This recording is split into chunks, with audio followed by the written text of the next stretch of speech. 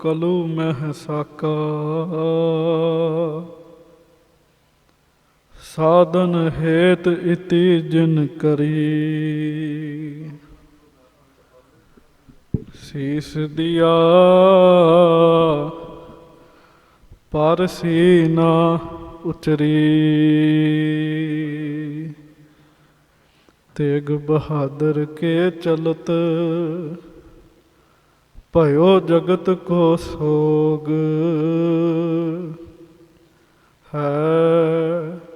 है सब जग भयो।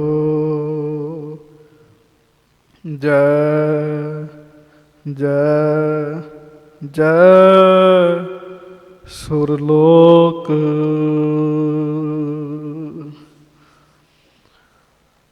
सतगुरु गरीब नवाज सच्चे पातशाह धन धन धन धन धन श्री गुरु ग्रंथ साहिब महाराज जी की पवित्र पावन हाजरी विखे सुभाईमान संगत जी गज के फतेह बुलाओ जी। वाहिगुरु जी का खालसा वाहिगुरु जी की फतेह। अज गुरु तेग बहादुर साहब सतगुरु जी का शहीदी वाला दिन है। बाबा जी ने आप जी नूं विचों विचों इतिहास के बचन सुनाए हैं। सब तो वधिया कारज सतगुरु जी की बाणी का कीर्तन आप जी नूं सुनाया है। धन गुरु तेग बहादुर साहब जी की शहादत बारे थोड़ा समा विचार करिए। प्यार नाल गज के फतेह बुलाओ जी। वाहिगुरु जी का खालसा वाहिगुरु जी की फतेह। जिस दिन सतगुरु जी का अवतार होया ना, महाराज गुरु तेग बहादुर साहब जी के अवतार की खबर श्री गुरु हरगोबिंद साहब जी नूं सिख ने दिती। महाराज आसा जी की वार का कीर्तन सुन रहे सन। सतगुरु जी नूं आख्या महाराज बधाई होवे, आप जी के घर में साहिबजादा जी का जन्म होया है। संपूर्ण आसा जी की वार का कीर्तन सुनिया।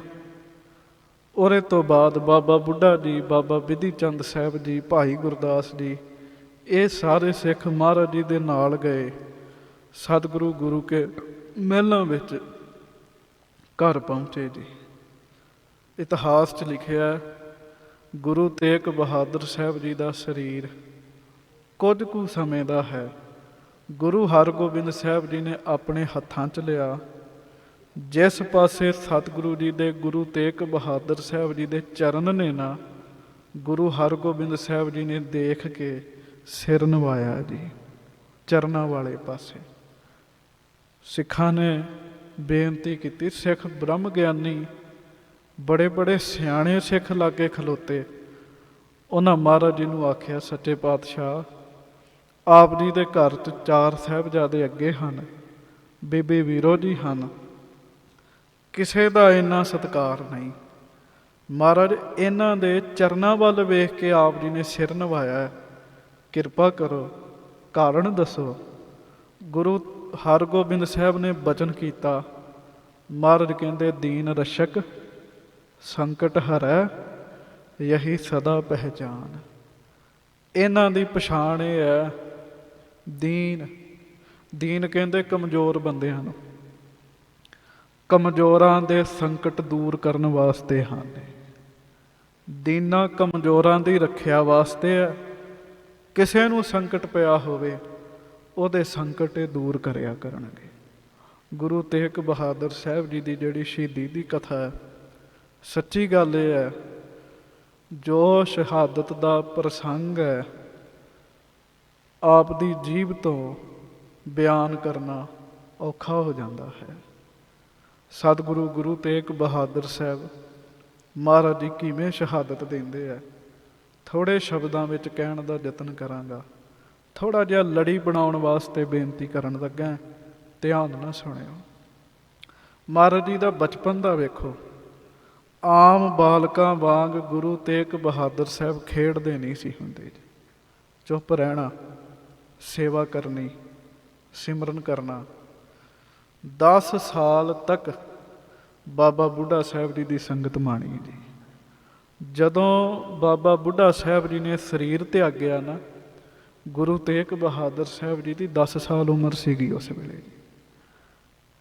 ਕਈ ਵਾਰੀ ਬਾਬਾ ਬੁੱਢਾ ਜੀ ਨੇ ਕਹਿਣਾ, ਆਪ ਬੰਦਗੀ ਦੇ ਖਜ਼ਾਨੇ ਲੈ ਕੇ ਆਏ ਹੋ। ਗੁਰੂ ਨਾਨਕ ਸਾਹਿਬ ਨੇ ਮੈਨੂੰ ਇੰਨੀ ਲੰਮੀ ਉਮਰ ਤੁਹਾਡੇ ਦਰਸ਼ਨਾਂ ਵਾਸਤੇ ਦਿੱਤੀ ਹੈ। ਬਾਬਾ ਬੁੱਢਾ ਜੀ ਨੇ ਕਹਿਣਾ ਜੀ। ਮਹਾਰਾਜ ਜੀ ਸ਼ਾਂਤ, ਭਜਨ, ਬੰਦਗੀ, ਹਰ ਸਮੇਂ ਲੀਨ ਰਹਿਣਾ। ਭਾਈ ਵੀਰ ਸਿੰਘ ਜੀ ਵੀ ਕੁਝ ਗੱਲਾਂ ਲਿਖਦੇ ਆ, ਹੋਰ ਵਿਦਵਾਨ ਵੀ ਲਿਖਦੇ ਆ, ਕਹਿੰਦੇ ਸੰਗਤ ਵਿੱਚ ਵੀ ਪਿੱਛੇ ਹੋ ਕੇ ਬੈਠਣਾ, ਅੱਗੇ ਨਾ ਹੋਣਾ, ਹਮੇਸ਼ਾ ਪਿੱਛੇ ਰਹਿਣਾ। ਮਹਾਰਾਜ ਜੀ ਦੇ ਬਚਪਨ ਦੀਆਂ ਕਈ ਘਟਨਾਵਾਂ ਮੈਂ ਸਾਰੀਆਂ ਦੱਸਾਂਗਾ, ਸਮਾਂ ਲੱਗੇਗਾ। ਅਖੀਰ ਧੰਨ ਗੁਰੂ ਤੇਗ ਬਹਾਦਰ ਸਾਹਿਬ ਕੀਰਤਪੁਰ ਸਾਹਿਬ ਗੁਰੂ ਹਰਗੋਬਿੰਦ ਸਾਹਿਬ ਦੇ ਚਰਨਾਂ 'ਚ ਸੇਵਾ ਕਰਦੇ ਆ। ਬਿਲਕੁਲ ਨਹੀਂ ਜਣਾਉਂਦੇ ਵੀ ਮੈਂ ਗੁਰੂ ਸਾਹਿਬ ਦਾ ਪੁੱਤਰ ਹਾਂ। ਉਂਝ 5 ਪੁੱਤਰ ਨੇ ਗੁਰੂ ਹਰਗੋਬਿੰਦ ਸਾਹਿਬ ਦੇ, 5 ਵਿੱਚੋਂ ਗੁਰੂ ਤੇਗ ਬਹਾਦਰ ਸਾਹਿਬ ਜੀ ਨੂੰ ਹੀ ਗੱਦੀ ਮਿਲੀ ਹੈ, ਬਾਕੀਆਂ ਨੂੰ ਗੱਦੀ ਨਹੀਂ ਪ੍ਰਾਪਤ ਹੋਈ। ਗੁਰੂ ਤੇਗ ਬਹਾਦਰ ਸਾਹਿਬ ਜੀ ਨੂੰ ਗੱਦੀ ਮਿਲੀ ਹੈ। ਪਿੱਛੇ ਰਹਿਣਾ। ਜਦੋਂ ਗੁਰੂ ਹਰਿਰਾਏ ਸਾਹਿਬ ਨੂੰ ਗੁਰਤਾ ਗੱਦੀ ਦਿੱਤੀ ਨਾ, ਤੇ ਮਾਤਾ ਨਾਨਕੀ ਜੀ ਨੇ ਬੇਨਤੀ ਕੀਤੀ, ਸੱਚੇ ਪਾਤਸ਼ਾਹ ਮੇਰੇ ਪੁੱਤਰ ਦਾ ਕੀ ਬਣੇਗਾ। ਹਰ ਮਾਂ ਨੂੰ ਚਾਅ ਹੁੰਦਾ, ਮਹਾਰਾਜ ਮੇਰੇ ਪੁੱਤਰ ਦਾ ਕੀ ਬਣੇਗਾ। ਇਹਨਾਂ ਨੂੰ ਗੱਲਬਾਤ ਦਾ ਵੀ ਸਾਰੇ ਕਹਿੰਦੇ ਨਹੀਂ ਪਤਾ, ਮਸਤ ਰਹਿੰਦੇ ਹੈ, ਇਹਨਾਂ ਦਾ ਕੀ ਬਣੇਗਾ। ਗੁਰੂ ਹਰਗੋਬਿੰਦ ਸਾਹਿਬ ਪ੍ਰਸ਼ਾਦਾ ਛਕ ਕੇ ਹੱਥ ਧੋਤੇ, ਰੁਮਾਲ ਨਾਲ ਹੱਥ ਪੂੰਝ ਰਹੇ ਸੀ। ਉਹ ਰੁਮਾਲ ਮਾਤਾ ਨਾਨਕੀ ਜੀ ਨੂੰ ਦਿੱਤਾ, ਆਖਿਆ ਨਾਨਕੀ ਜੀ ਆਹ ਰੁਮਾਲ ਲੈ ਲਓ, ਗੁਰਤਾ ਗੱਦੀ ਤੁਹਾਡੇ ਪੁੱਤਰ ਕੋਲ ਵੀ ਆਵੇਗੀ। ਵਿਦਵਾਨ ਦੱਸਦੇ ਪਿਤਾ ਜੀ ਦਾ ਦਿੱਤਾ ਰੁਮਾਲ ਕਿਹੜੇ ਵੇਲੇ ਹਿੰਦ ਦੀ ਚਾਦਰ ਬਣਿਆ ਪਤਾ ਹੀ ਨਹੀਂ ਲੱਗਾ ਜੀ। ਇਹ ਸੂਚਕ ਹੁੰਦੀਆਂ ਗੱਲਾਂ।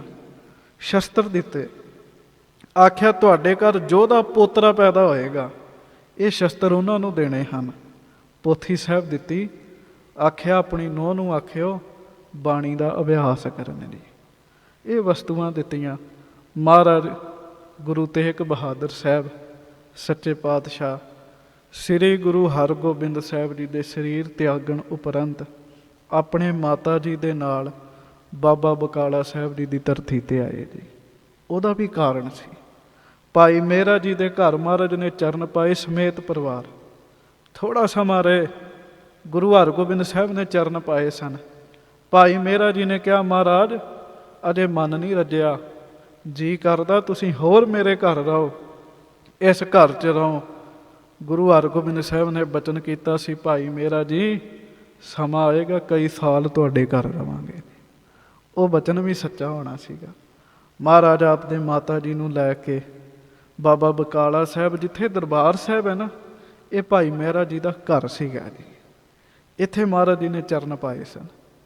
ਲੰਮਾ ਸਮਾਂ ਬੰਦਗੀ ਕੀਤੀ। ਕਦੀ ਕਦੀ ਗੁਰੂ ਤੇਗ ਬਹਾਦਰ ਸਾਹਿਬ ਘੋੜੀ 'ਤੇ ਬੈਠ ਕੇ ਸ਼ਾਮ ਨੂੰ ਸੈਰ ਕਰਨ ਜਾਂਦੇ ਹੁੰਦੇ ਸੀ। ਕਦੀ ਕਦੀ ਉੱਥੇ ਬਾਬਾ ਮੱਖਣ ਸ਼ਾਹ ਜੀ ਨੇ ਪ੍ਰਗਟ ਕੀਤਾ ਜੀ।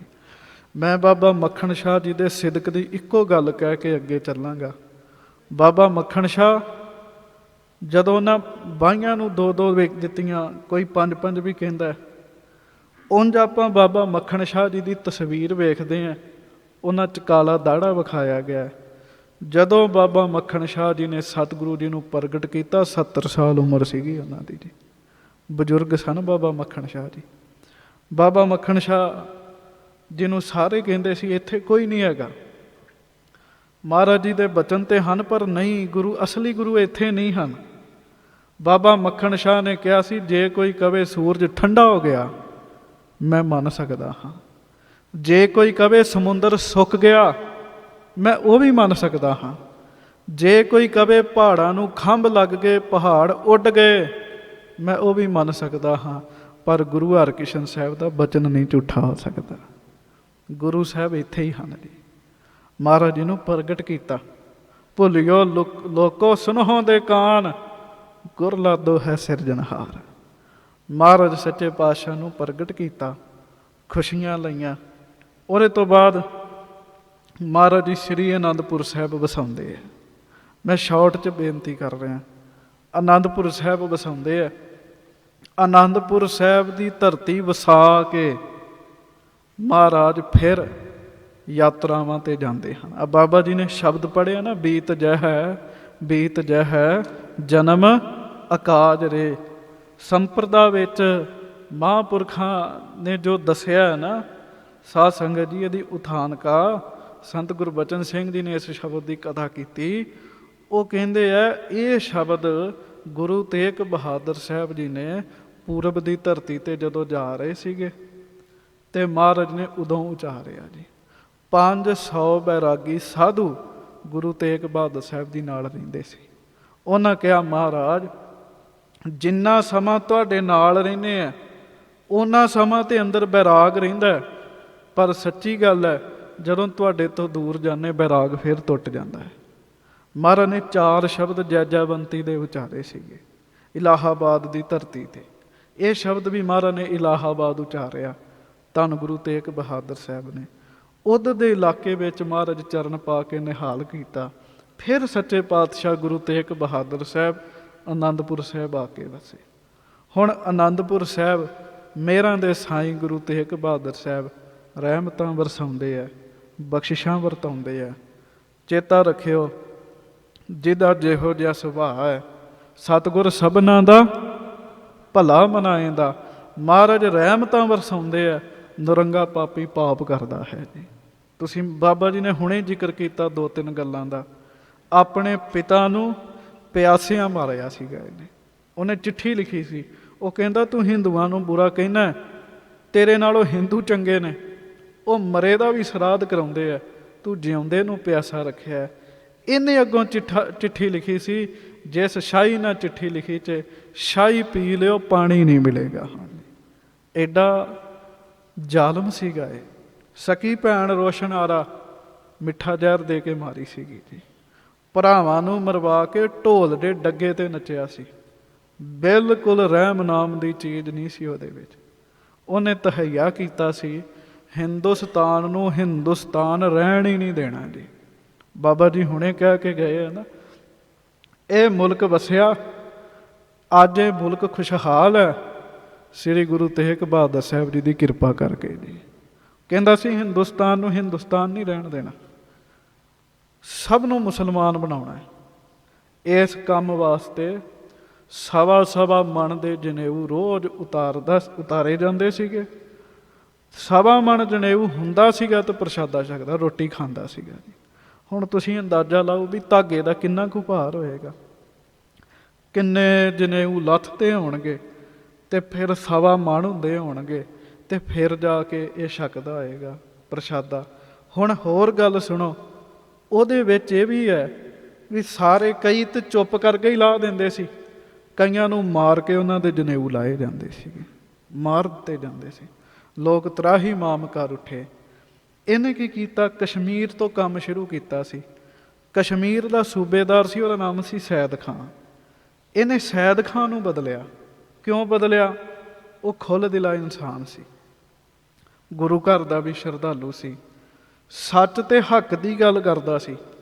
ਉਹਨੂੰ ਬਦਲ ਕੇ ਆਪਣਾ ਬੰਦਾ ਲਾਇਆ, ਉਸ ਦਾ ਨਾਮ ਸੀ ਸ਼ੇਰ ਅਫਗਾਨ। ਉਹਨੂੰ ਲਾਇਆ। ਸ਼ੇਰ ਅਫਗਾਨ ਨੇ ਜ਼ੁਲਮ ਕੀਤੇ, ਖੂਬ ਕੀਤੇ। ਕਸ਼ਮੀਰੀ ਪੰਡਤ ਦੁਖੀ ਹੋਏ, 60 ਕੁ ਪੰਡਤ ਇਕੱਠੇ ਹੋਏ। ਉਹਨਾਂ ਟਾਈਮ ਮੰਗਿਆ, ਕਿਹਾ ਸਾਨੂੰ 6 ਮਹੀਨੇ ਦਾ ਟਾਈਮ ਦਿਓ, 6 ਮਹੀਨਿਆਂ 'ਚ ਅਸੀਂ ਤੁਹਾਨੂੰ ਜਵਾਬ ਦਿਆਂਗੇ। ਜੇ ਤੇ ਸਾਡੇ ਕੋਲ ਉਪਚਾਰ ਹੋਇਆ ਕਰਾਂਗੇ, ਨਹੀਂ ਤੇ ਇਸਲਾਮ ਧਰਮ ਵੇਖਾਂਗੇ ਧਾਰਨ ਕਰਨਾ ਜਾਂ ਨਹੀਂ ਕਰਨਾ। ਉਹਨਾਂ ਟਾਈਮ ਲੈ ਲਿਆ। ਫਿਰ ਉਹ ਰਾਜਪੂਤਾਂ ਕੋ ਗਏ, ਮਰਹਟਿਆਂ ਕੋ ਗਏ, ਸਭ ਆਪਸ 'ਚ ਲੜਦੇ ਸਨ। ਫਿਰ ਉਹ ਤੀਰਥਾਂ ਦੀ ਯਾਤਰਾ 'ਤੇ ਗਏ। ਹੁਣ ਸਤਿਗੁਰੂ ਦੀ ਵਡਿਆਈ ਸੁਣਿਓ ਧਿਆਨ ਨਾਲ। ਜਦੋਂ ਉਹ ਤੀਰਥਾਂ ਦੀ ਯਾਤਰਾ 'ਤੇ ਗਏ, ਅਮਰਨਾਥ ਗਏ, ਉੱਥੇ ਪਹੁੰਚੇ। ਸ਼੍ਰੀ ਗੁਰਪ੍ਰਤਾਪ ਸੂਰਜ ਗ੍ਰੰਥ 'ਚ ਲਿਖਿਆ ਵੀ ਵੱਡੇ ਪੰਡਤ ਕਿਰਪਾ ਰਾਮ ਨੂੰ ਚਿੱਠੀ ਮਿਲੀ ਸੀ। ਉਂਝ ਵਿਦਵਾਨ ਇਹ ਵੀ ਦੱਸਦੇ ਆ ਕਿਰਪਾ ਰਾਮ ਨੂੰ ਸੁਪਨਾ ਆਇਆ ਸੀਗਾ ਜੀ। ਉਹਦੇ ਵਿੱਚ ਇਹ ਸੀ, ਚਿੱਠੀ ਹੋਵੇ ਸੁਪਨਾ ਹੋਵੇ, ਗੱਲ ਇੱਕ ਹੀ ਸੀ। ਸੁਪਨੇ 'ਚ ਆ ਕੇ ਇਹ ਗੱਲ ਕਹੀ ਸੀ, ਤੁਹਾਨੂੰ ਇਸ ਸਮੇਂ ਕੋਈ ਰਾਜਾ ਕੋਈ ਮਹਾਰਾਜਾ ਨਹੀਂ ਬਚਾ ਸਕਦਾ। ਜੇ ਬਚਣਾ ਚਾਹੁੰਦੇ ਹੋ ਗੁਰੂ ਨਾਨਕ ਸਾਹਿਬ ਦੇ ਘਰ ਜਾ ਕੇ ਪੁਕਾਰ ਕਰੋ, ਜੇ ਬਚਣਾ ਚਾਹੁੰਦੇ ਹੋ। ਹੁਣ ਚਿੱਠੀ ਵੀ ਕਹੀਏ ਮਿਲੀ, ਚਿੱਠੀ 'ਚ ਵੀ ਇਹੋ ਗੱਲ ਸੀ। ਉਹ ਇਕੱਠੇ ਹੋਏ, ਉਹਨਾਂ ਨੂੰ ਇਹ ਇੰਨਾ ਗਿਆਨ ਨਹੀਂ ਸੀ ਵੀ ਗੁਰੂ ਤੇਗ ਬਹਾਦਰ ਸਾਹਿਬ ਨੇ ਉਹ ਗੁਰਤਾ ਗੱਦੀ 'ਤੇ ਬੈਠੇ। ਪਹਿਲਾਂ ਉਹ ਅੰਮ੍ਰਿਤਸਰ ਆਏ। ਸਭ ਨੂੰ ਪਤਾ ਸੀ ਅੰਮ੍ਰਿਤਸਰ ਰਾਜ ਤੀਰਥ ਗੁਰੂ ਨਾਨਕ ਸਾਹਿਬ ਜੀ ਦਾ। ਅੰਮ੍ਰਿਤਸਰ ਆਏ, ਆ ਕੇ ਉਹ ਝੁਕੇ, ਪਤਾ ਕੀਤਾ ਗੁਰੂ ਤੇਗ ਬਹਾਦਰ ਸਾਹਿਬ ਦੀ ਸੋਏ ਕੰਨਾਂ 'ਚ ਪਈ। ਆਨੰਦਪੁਰ ਸਾਹਿਬ ਰਹਿੰਦੇ ਆ ਮਹਾਰਾਜ। ਇਹ ਪਤਾ ਲੱਗਾ 60 ਕੁ ਪੰਡਿਤ ਸਨ, ਉਹ ਆਨੰਦਪੁਰ ਸਾਹਿਬ ਆਏ ਜੀ। ਇਤਿਹਾਸ 'ਚ ਲਿਖਿਆ, ਦੁਖੀ ਵਿਪਰ ਕਸ਼ਮੀਰ ਕੇ ਚੱਲ ਆਏ ਪੁਰੀ ਆਨੰਦ। ਇੱਥੇ ਮੈਂ 1 ਮਿੰਟ ਬੇਨਤੀ ਆਪ ਜੀ ਨੂੰ ਕਰਾਂ। ਜਦੋਂ ਆਨੰਦਪੁਰ ਸਾਹਿਬ ਜਾਓ, ਆਪਾਂ ਕੇਸਗੜ੍ਹ ਸਾਹਿਬ ਨਮਸਕਾਰ ਕਰਦੇ ਹਾਂ, ਆਨੰਦਗੜ੍ਹ ਸਾਹਿਬ ਨਮਸਕਾਰ ਕਰਦੇ ਹਾਂ, ਪਰ ਚੇਤਾ ਰੱਖਿਓ 2 ਥਾਵਾਂ 'ਤੇ ਜ਼ਰੂਰ ਜਾਇਆ ਕਰੋ। ਉਹ 2 ਥਾਵਾਂ ਮਿਸ ਨਾ ਕਰਿਆ ਕਰੋ। ਉਹ ਕਿਹੜੀਆਂ? ਇੱਕ ਸੀਸਗੰਜ ਸਾਹਿਬ, ਜਿੱਥੇ ਗੁਰੂ ਤੇਗ ਬਹਾਦਰ ਸਾਹਿਬ ਜੀ ਦੇ ਸੀਸ ਦਾ ਸੰਸਕਾਰ ਹੋਇਆ ਸੀ। ਦੂਸਰਾ ਭੋਰਾ ਸਾਹਿਬ, ਜਿੱਥੇ ਮਹਾਰਾਜ ਸੱਚੇ ਪਾਤਸ਼ਾਹ ਦੀ ਰਿਹਾਇਸ਼ ਸੀਗੀ ਜੀ। ਬਿਲਕੁਲ ਸਾਹਮਣੇ ਆ। ਮੈਂ ਅੱਗੇ ਜਾ ਕੇ ਬੇਨਤੀ ਕਰਾਂਗਾ, ਗੁਰੂ ਗੋਬਿੰਦ ਸਿੰਘ ਸਾਹਿਬ ਨੇ ਸੀਸਗੰਜ ਸਾਹਮਣੇ ਕਿਉਂ ਬਣਾਇਆ ਸੀਗਾ ਜੀ? ਇਹਦਾ ਵੀ ਕਾਰਨ ਸੀ। ਮਹਾਰਾਜ ਜਦੋਂ ਜਾਓ ਉੱਥੇ ਜ਼ਰੂਰ ਜਾਇਆ ਕਰੋ। ਉੱਥੇ ਇੱਕ ਪਾਸੇ ਥੜਾ ਹੈ, ਜਿਵੇਂ ਆਪਾਂ ਸੰਗਤਾਂ ਬੈਠੇ ਹਾਂ, ਗੁਰੂ ਤੇਗ ਬਹਾਦਰ ਸਾਹਿਬ ਥੜਾ ਸਾਹਿਬ 'ਤੇ ਬੈਠੇ, ਸੰਗਤਾਂ ਮਹਾਰਾਜ ਦੀ ਹਜ਼ੂਰੀ 'ਚ ਬੈਠੀਆਂ ਸਨ ਸਾਰੀਆਂ। ਦੀਵਾਨ ਲੱਗਾ ਸੀ, ਕਸ਼ਮੀਰੀ ਪੰਡਿਤ ਚੱਲ ਕੇ ਆਏ, ਉਹਨਾਂ ਪੁਕਾਰ ਕੀਤੀ, ਵਿਦਵਾਨ ਗੁਰਮੁਖ ਪਿਆਰੇ ਰੱਬ ਦੇ ਪਿਆਰੇ ਕਹਿੰਦੇ ਆ ਅੱਜ ਵੀ ਜਿਹਦੀ ਕਿਤੇ ਪੁਕਾਰ ਨਾ ਸੁਣੀ ਜਾਵੇ ਉਹ ਉੱਥੇ ਜਾਵੇ। ਗੁਰੂ ਤੇਗ ਬਹਾਦਰ ਸਾਹਿਬ ਉੱਥੇ ਬੈਠੇ ਅੱਜ ਵੀ ਪੁਕਾਰਾਂ ਸੁਣਦੇ ਹਨ। ਸਤਿਗੁਰੂ ਕਿਤੇ ਗਏ ਥੋੜ੍ਹੀ ਹੋ ਜੀ। ਹਰਬੰਸ ਜਗਤ ਜਸ ਸੰਚਰਿਓ, ਸੋ ਕੌਣ ਕਹੈ ਸ਼੍ਰੀ ਗੁਰੂ ਮੋਇਓ। ਕੌਣ ਕਹਿੰਦਾ ਹੈ ਗੁਰੂ ਸਾਹਿਬ ਜੀ ਕਿਤੇ ਚਲੇ ਗਏ ਹਨ? ਮਹਾਰਾਜ ਕਿਤੇ ਨਹੀਂ ਗਏ, ਅੱਜ ਵੀ ਉੱਥੇ ਬੈਠੇ ਪੁਕਾਰਾਂ ਸੁਣਦੇ ਆ। ਦੁਖੀ ਵਿਪਰ ਕਸ਼ਮੀਰ ਕੇ ਚੱਲ ਆਏ ਪੁਰੀ ਆਨੰਦ, ਬਾਂਹ ਸਾਡੀ ਪਕੜੀਏ ਸ਼੍ਰੀ ਹਰਗੋਬਿੰਦ ਕੇ ਚੰਦ। ਹੇ ਗੁਰੂ ਹਰਗੋਬਿੰਦ ਸਾਹਿਬ ਦੇ ਪੁੱਤਰ ਗੁਰੂ ਤੇਗ ਬਹਾਦਰ ਸਾਹਿਬ, ਸਾਡੀ ਬਾਂਹ ਫੜੋ। ਕਾਰਨ ਦੱਸਿਆ, ਤੇ ਜਿਵੇਂ ਬਾਬਾ ਜੀ ਨੇ ਕਿਹਾ, ਜਦੋਂ ਕੋਈ ਬੰਦਗੀ ਵਾਲਾ ਸ਼ਹਾਦਤ ਦੇਵੇ, ਵੱਡੇ ਤੋਂ ਵੱਡੇ ਜ਼ੁਲਮ ਨੂੰ ਠੱਲ ਪੈ ਜਾਂਦੀ ਹੈ। ਔਰੰਗ ਨਰੰਗੇ ਦੇ ਸਿਰ 'ਤੇ ਪਾਪ ਮੜਨਾ ਸੀ ਮਹਾਰਾਜ ਨੇ। ਇਸ ਕਰਕੇ ਮਹਾਰਾਜ ਨੇ ਆਖਿਆ ਇੱਥੇ ਸ਼ਹੀਦੀ ਦੀ ਲੋੜ ਹੈ। ਸਤਿਗੁਰੂ ਨੇ ਜਾਣ ਦਾ ਫੁਰਨਾ ਬਣਾਇਆ। ਪੂਰਾ ਵਿਦਵਾਨ ਦੱਸਦੇ ਹੈ, ਚਿੱਤ ਚਰਨ ਕਮਲ ਕਾ ਆਸਰਾ, ਚਿੱਤ ਕਰ ਚਰਨ ਕਮਲ ਸੰਗ ਜੋੜੀਏ, ਮਨ ਲੋਚੇ ਬੁਰਿਆਈਆਂ, ਗੁਰ ਸ਼ਬਦੀ ਇਹੋ ਮਨ ਹੋੜੀਏ, ਬਾਂਹ ਜਿਨ੍ਹਾਂ ਦੀ ਪਕੜੀਏ ਸਿਰ ਦੀਜੇ, ਬਾਂਹ ਨਾ ਛੋਡੀਏ। ਬਸ ਆ ਪੁਕਾਰ ਆਪਾਂ ਵੀ ਕਰਨੀ। ਬਾਣੀ 'ਚ ਲਿਖੀ ਹੈ ਅਰਦਾਸ। ਮਹਾਰਾਜ ਨੂੰ ਕਿਹਾ ਕਰੋ, ਮੈਂ ਅਜਾਨ ਜਨ ਤਰਬੇ ਨਾ ਜਾਨੋ, ਬਾਪ ਬੀਠਲਾ ਬਾਂਹ ਦੇ। ਬਾਂਹ ਜਿਨ੍ਹਾਂ ਦੀ ਪਕੜੀਐ ਸਿਰ ਦੀਜੈ, ਬਾਹੇ ਨਾ ਛੋਡੀਐ। ਤੇਗ ਬਹਾਦਰ ਬੋਲਿਆ ਧਰ ਪਿਆ, ਧਰਮ ਨਾ ਛੋਡੀਐ। ਮਹਾਰਾਜ ਕਹਿੰਦੇ ਜਾਓ ਉਹਨਾਂ ਨੂੰ ਕਹਿ ਦਿਓ, ਗੁਰੂ ਤੇਗ ਬਹਾਦਰ ਸਾਹਿਬ ਸਾਡੇ ਮੁਖੀ ਨੇ, ਉਹ ਜੇ ਇਸਲਾਮ ਧਾਰਨ ਕਰਨ ਅਸੀਂ ਸਾਰੇ ਇਸਲਾਮ ਧਾਰਨ ਕਰਾਂਗੇ। ਉਹ ਗਏ ਜੀ। ਵੇਖੋ ਹਰ ਇੱਕ ਗਿਆਨੀ ਨੇ ਵਿਦਵਾਨ ਦਾ ਤਰੀਕਾ। ਇੱਕ ਕਵੀ ਨੇ ਲਿਖਿਆ, ਕਹਿੰਦੇ ਮਹਾਰਾਜ ਕਹਿੰਦੇ ਬੱਚਿਓ ਤੁਸੀਂ ਘਰੀ ਜਾਵੋ, ਸਿਰ ਦੇ ਕੇ 7 ਬਚਾਵਾਂਗਾ ਮੈਂ। ਅੱਗੋਂ ਨੇ ਬੋਲ ਲਿਖੇ ਹੈ, ਕਹਿੰਦਾ ਹਿੰਦੂ ਧਰਮ ਦੇ ਬੁੱਝਦੇ ਦੀਵੇ ਅੰਦਰ ਤੇਲ ਆਪਣੇ ਲਹੂ ਦਾ ਪਾਵਾਂਗਾ। ਵੇਖੋ ਭਾਵਨਾ ਹੈ। ਉਹ ਲਿਖਦਾ ਇੱਕ ਵਿਦਵਾਨ, ਉਹ ਕਹਿੰਦਾ ਜਿੰਨੇ ਦੀਵੇ ਨੇ ਜੇ ਇਹ ਜਗ ਰਹੇ ਨੇ ਤੇ ਗੁਰੂ ਤੇਗ ਬਹਾਦਰ ਸਾਹਿਬ ਦੀ ਕਿਰਪਾ ਨਾਲ ਜਗ ਰਹੇ। ਸਤਿਗੁਰੂ ਨਾਲ ਕਿਰਪਾ ਕਰਦੇ ਕਿੱਥੋਂ ਮੰਦਰਾਂ 'ਚ ਦੀਵੇ ਜਗਣੇ ਸਨ, ਕਿੱਥੋਂ ਆਰਤੀਆਂ ਹੋਣੀਆਂ ਸਨ, ਕਿੱਥੋਂ ਟੱਲ ਖੜਕਣੇ ਸਨ। ਉਹ ਚਲੇ ਗਏ। ਉਹਨਾਂ ਸ਼ੇਰ ਅਫਗਾਨ ਨੂੰ ਆਖਿਆ, ਕਹਿੰਦੇ ਜੀ ਸਾਡੇ ਆਗੂ ਗੁਰੂ ਤੇਗ ਬਹਾਦਰ ਸਾਹਿਬ, ਉਹਨਾਂ ਨੂੰ ਮਨਾ ਲਓ, ਅਸੀਂ ਸਾਰੇ ਇਸਲਾਮ ਧਾਰਨ ਕਰਾਂਗੇ। ਕਿੱਡਾ ਮਾਣ ਹੋਏਗਾ, ਉਹਨਾਂ ਨੂੰ ਵੀ ਪਤਾ ਹੈ ਗੁਰੂ ਤੇਗ ਬਹਾਦਰ ਸਾਹਿਬ ਨੇ ਇਸਲਾਮ ਕਦੀ ਨਹੀਂ ਕਬੂਲ ਕਰਨਾ। ਧੱਕਾ ਨਹੀਂ ਨਾ, ਧੱਕਾ ਨਹੀਂ ਬਰਦਾਸ਼ਤ। ਉਦੋਂ ਔਰੰਗਜ਼ੇਬ ਹਸਨ ਅਬਦਾਦ ਸੀ, ਜਿਹਨੂੰ ਆਪਾਂ ਪੰਜਾ ਸਾਹਿਬ ਕਹਿੰਦੇ ਹਾਂ, ਉਹ ਹਸਨ ਅਬਦਾਦ ਸੀ। ਉਹਨੂੰ ਉੱਥੋਂ ਪਤਾ ਲੱਗਾ ਗੁਰੂ ਤੇਗ ਬਹਾਦਰ ਸਾਹਿਬ ਅਗਵਾਈ ਕਰਦੇ ਆ। ਉਹ ਦਿੱਲੀ ਆਇਆ, ਉਹਨੇ ਕਹਿ ਦਿੱਤਾ ਗ੍ਰਿਫਤਾਰੀ ਬਾਰੇ। ਕੁਝ ਸਿਪਾਹੀ ਆਏ ਮਹਾਰਾਜ ਦੇ ਕੋਲ, ਸਤਿਗੁਰੂ ਕਹਿੰਦੇ ਅਸੀਂ ਆਪ ਹੀ ਆ ਜਾਵਾਂਗੇ। ਥੋੜ੍ਹੇ ਦਿਨਾਂ ਬਾਅਦ ਮਹਾਰਾਜ ਨੇ ਆਨੰਦਪੁਰ ਸਾਹਿਬ ਸਾਰੀ ਸੰਗਤ ਸੱਦੀ ਜੀ। ਗੁਰੂ ਤੇਗ ਬਹਾਦਰ ਸਾਹਿਬ ਜੀ ਨੇ ਸਾਰੀ ਸੰਗਤ ਸੱਦ ਕੇ ਸਭ ਨੂੰ ਇਹ ਗੱਲ ਕਹੀ, ਅਸੀਂ ਧਰਮ ਬਚਾਉਣ ਵਾਸਤੇ ਦਿੱਲੀ ਜਾ ਰਹੇ ਹਾਂ। ਉੱਥੇ ਮਹਾਰਾਜ ਕਹਿਣ ਲੱਗੇ ਕੁਰਬਾਨੀ ਦੀ ਜ਼ਰੂਰਤ ਹੈ, ਹੋ ਸਕਦਾ ਅਸੀਂ ਕੁਰਬਾਨ ਹੋ ਜਾਈਏ ਜੀ। ਬਿਲਕੁਲ ਸਪਸ਼ਟ ਨਹੀਂ ਸੀ ਦੱਸਣਾ, ਜਿਵੇਂ ਗੁਰਪ੍ਰਤਾਪ ਸੂਰਜ ਗ੍ਰੰਥ 'ਚ ਲਿਖਿਆ ਮੈਂ ਉਵੇਂ ਬੇਨਤੀ ਕਰਦਾ। ਮਹਾਰਾਜ ਜੀ ਨੇ ਆਪਣੇ ਮਾਤਾ ਜੀ ਨੂੰ ਧੀਰਜ ਦਿੱਤਾ। ਕਿਉਂ? ਜਿਸ ਮਾਂ ਨੇ ਸੰਤਾਨ ਨੂੰ ਛਾਤੀ ਨਾਲ ਲਾ ਕੇ ਪਾਲਿਆ ਹੋਵੇ ਨਾ ਪਿਆਰਿਓ, ਉਹਨੂੰ ਪੁੱਛੋ ਸੰਤਾਨ ਕਿਵੇਂ ਤੋਰੀ ਜਾਂਦੀ ਹੈ। ਮਾਤਾ ਜੀ ਨੂੰ ਧੀਰਜ ਦਿੱਤਾ, ਮਾਤਾ ਜੀ ਘਬਰਾਉਣਾ ਨਹੀਂ, ਅਸੀਂ ਨਾਲ ਹਾਂ ਤੁਹਾਡੇ। ਤੁਰਨ ਲੱਗਿਆਂ ਕਹਿੰਦੇ ਮਹਾਰਾਜ, ਮਾਤਾ ਜੀ ਕਹਿੰਦੇ ਜਿਨ੍ਹਾਂ ਦਾ ਤੁਹਾਡੇ ਵਰਗਾ ਪੁੱਤਰ ਹੋਵੇ ਉਹਨੂੰ ਘਬਰਾਉਣ ਦੀ ਜ਼ਰੂਰਤ ਨਹੀਂ ਹੁੰਦੀ ਜੀ। ਆਪਣੀ ਪਤਨੀ, ਆਪਣੇ ਮਹਿਲ ਮਾਤਾ ਗੁਜਰੀ ਜੀ ਨੂੰ ਪ੍ਰੇਰਿਆ, ਸਮਝਾਇਆ ਸਰੀਰ ਨਾਸਵੰਤ ਹੈ, ਇਹਦੇ ਨਾਲ ਪਿਆਰ ਨਹੀਂ ਪਾਉਣਾ। ਵੇਖੋ ਪਤਨੀ ਦਾ ਰਿਸ਼ਤਾ ਆਪਣਾ ਹੈ, ਮਾਤਾ ਗੁਜਰੀ ਜੀ ਦਾ ਆਪਣਾ ਰਿਸ਼ਤਾ ਹੈ।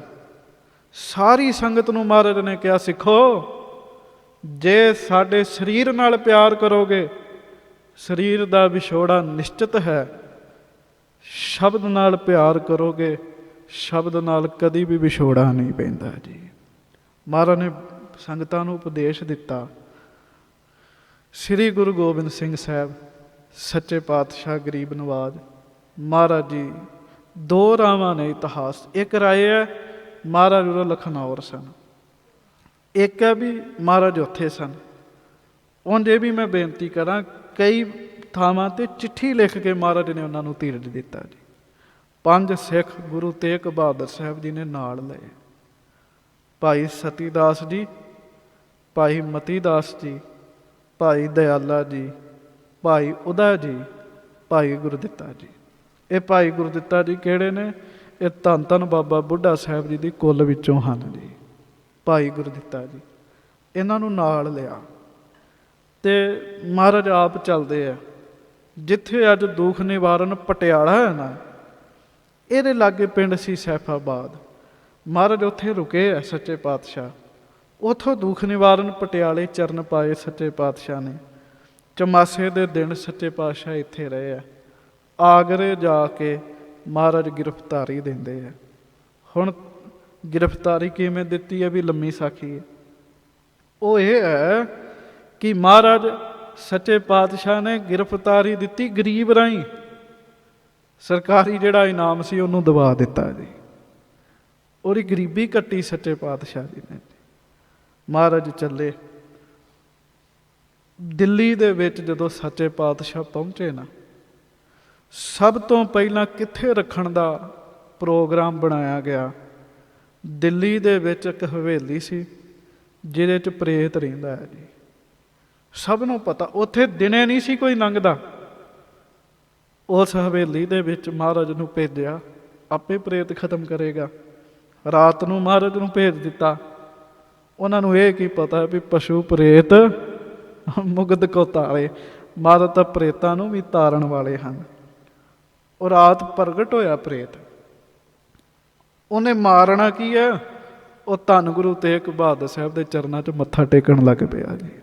ਕਹਿੰਦਾ ਬੜੀ ਕਿਰਪਾ ਕੀਤੀ, ਦਰਸ਼ਨ ਦਿੱਤੇ।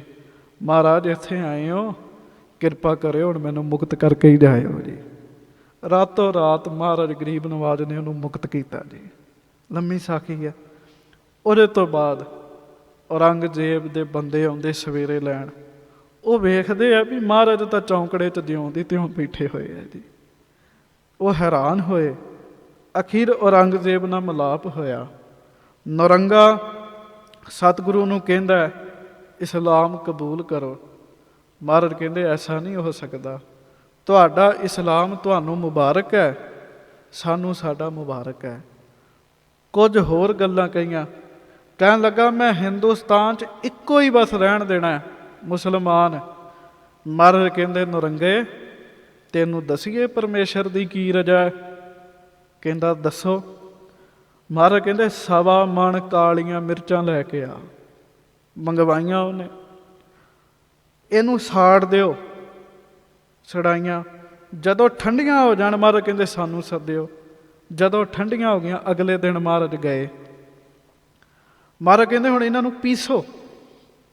1.25 ਮਣ ਕਾਲੀਆਂ ਮਿਰਚਾਂ ਚੰਗੀ ਤਰ੍ਹਾਂ ਸਾੜ ਕੇ ਪੀਸ ਦਿੱਤੀਆਂ ਗਈਆਂ। ਜਦੋਂ ਪੀਸੀਆਂ ਮਹਾਰਾਜ ਕਹਿੰਦੇ ਹੁਣ ਕੱਪੜ ਛਾਣ ਕਰੋ। ਜਦੋਂ ਕੱਪੜ ਛਾਣ ਕੀਤਾ 3 ਕਾਲੀਆਂ ਮਿਰਚਾਂ ਸਬੂਤੀਆਂ ਨਿਕਲੀਆਂ ਜੀ।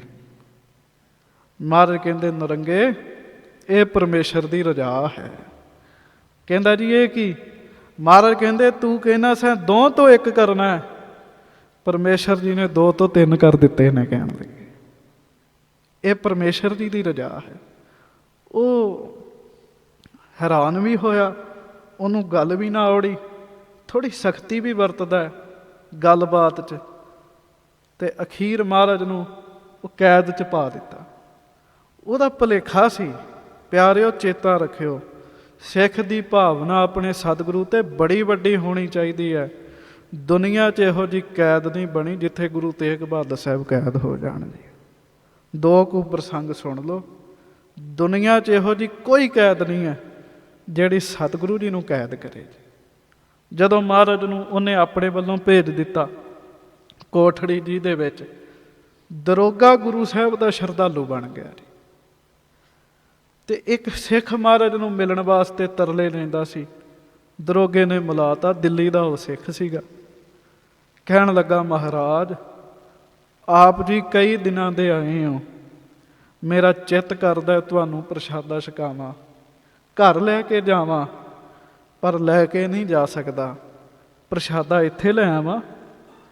ਮਹਾਰਾਜ ਕਹਿਣ ਲੱਗੇ ਜੇ ਤੇਰਾ ਚਿੱਤ ਕਰਦਾ ਤੂੰ ਸਾਨੂੰ ਘਰ ਲੈ ਕੇ ਜਾਣਾ ਚਾਹੁੰਦਾ, ਅਸੀਂ ਤੇਰੇ ਘਰ ਆ ਜਾਵਾਂਗੇ। ਕਹਿੰਦਾ ਮਹਾਰਾਜ ਇਹ ਕਿਵੇਂ ਹੋ ਸਕਦਾ? ਮਹਾਰਾਜ ਕਹਿੰਦੇ ਪਿਆਰਿਆ ਤੂੰ ਨਹੀਂ ਸਾਨੂੰ ਘਰ ਲੈ ਕੇ ਜਾ ਸਕਦਾ, ਅਸੀਂ ਆ ਸਕਦੇ ਹਾਂ। ਕਹਿਣ ਲੱਗੇ ਮਹਾਰਾਜ ਕਹਿੰਦੇ ਕੱਲ੍ਹ ਸਵੇਰੇ ਦਿਨ ਦੇ ਦੂਜੇ ਪੈਰ ਪ੍ਰਸ਼ਾਦਾ ਤਿਆਰ ਰੱਖੀ, ਘਰ ਦਾ ਦਰਵਾਜ਼ਾ ਖੁੱਲ੍ਹਾ ਰੱਖੀ, ਅਸੀਂ ਤੇਰੇ ਘਰ ਆ ਜਾਵਾਂਗੇ। ਉਹ ਆਪਣੀ ਪਤਨੀ ਨੂੰ ਆਖਿਆ ਉਹਨੇ ਸਾਡੇ ਘਰ ਗੁਰੂ ਤੇਗ ਬਹਾਦਰ ਸਾਹਿਬ ਨੇ ਆਉਣਾ। ਉਹ ਕਹਿਣ ਲੱਗੀ ਉਹਨਾਂ ਨੂੰ ਤਾਂ ਉੱਥੇ ਉਹਨੇ ਕੈਦ 'ਚ ਰੱਖਿਆ।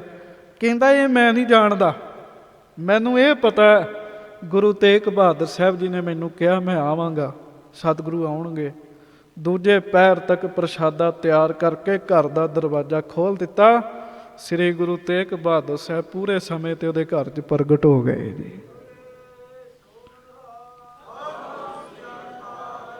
ਜਦੋਂ ਮਹਾਰਾਜ ਉਹਦੇ ਘਰ 'ਚ ਪ੍ਰਗਟ ਹੋਏ ਨਾ, ਉਹ ਮੁਸਲਮਾਨ ਇੱਕ ਲੱਗਦਾ ਸੀ ਲਾਗੋਂ, ਉਹਨੇ ਵੇਖ ਲਿਆ, ਪਛਾਣ ਲਿਆ ਵੀ ਇਹ ਤਾਂ ਗੁਰੂ ਤੇਗ ਬਹਾਦਰ ਸਾਹਿਬ ਨੇ। ਉਹਨੇ ਨੌਰੰਗੇ ਨੂੰ ਦੱਸਿਆ। ਕਹਿੰਦਾ ਦਰੋਗਾ ਨਾਲ ਰਲ ਗਿਆ, ਅਸੀਂ ਕੈਦ ਪਿਆ ਕੀਤਾ ਹੈ, ਉਹ ਤਾਂ ਸਿੱਖਾਂ ਦੇ ਘਰ 'ਚ ਪ੍ਰਸ਼ਾਦੇ ਪਏ ਛਕਦੇ। ਨੌਰੰਗਾ ਕਹਿਣ ਲੱਗਾ ਅੱਛਾ।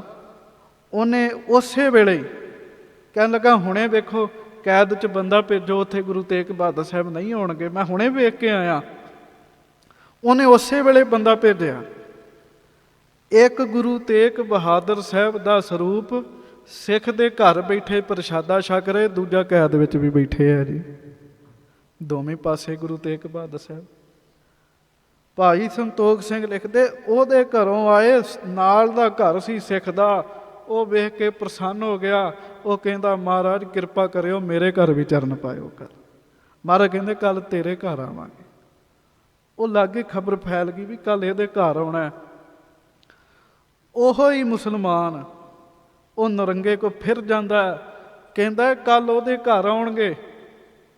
ਨੌਰੰਗੇ ਨੇ ਇੱਕੋ ਟਾਈਮ ਤੇ 2 ਬੰਦੇ ਭੇਜੇ, ਕੈਦ 'ਚ ਵੀ ਆਖਿਆ ਇੱਥੇ ਵੀ ਰਹੋ, ਸਿੱਖ ਦੇ ਘਰ ਵੀ ਭੇਜਿਆ। ਦੋਵੇਂ ਬੰਦੇ ਆਏ। ਉਹ ਮੁਸਲਮਾਨ ਕਹਿੰਦਾ ਅੱਜ ਨਿਆਂ ਹੋ ਜਾਏਗਾ।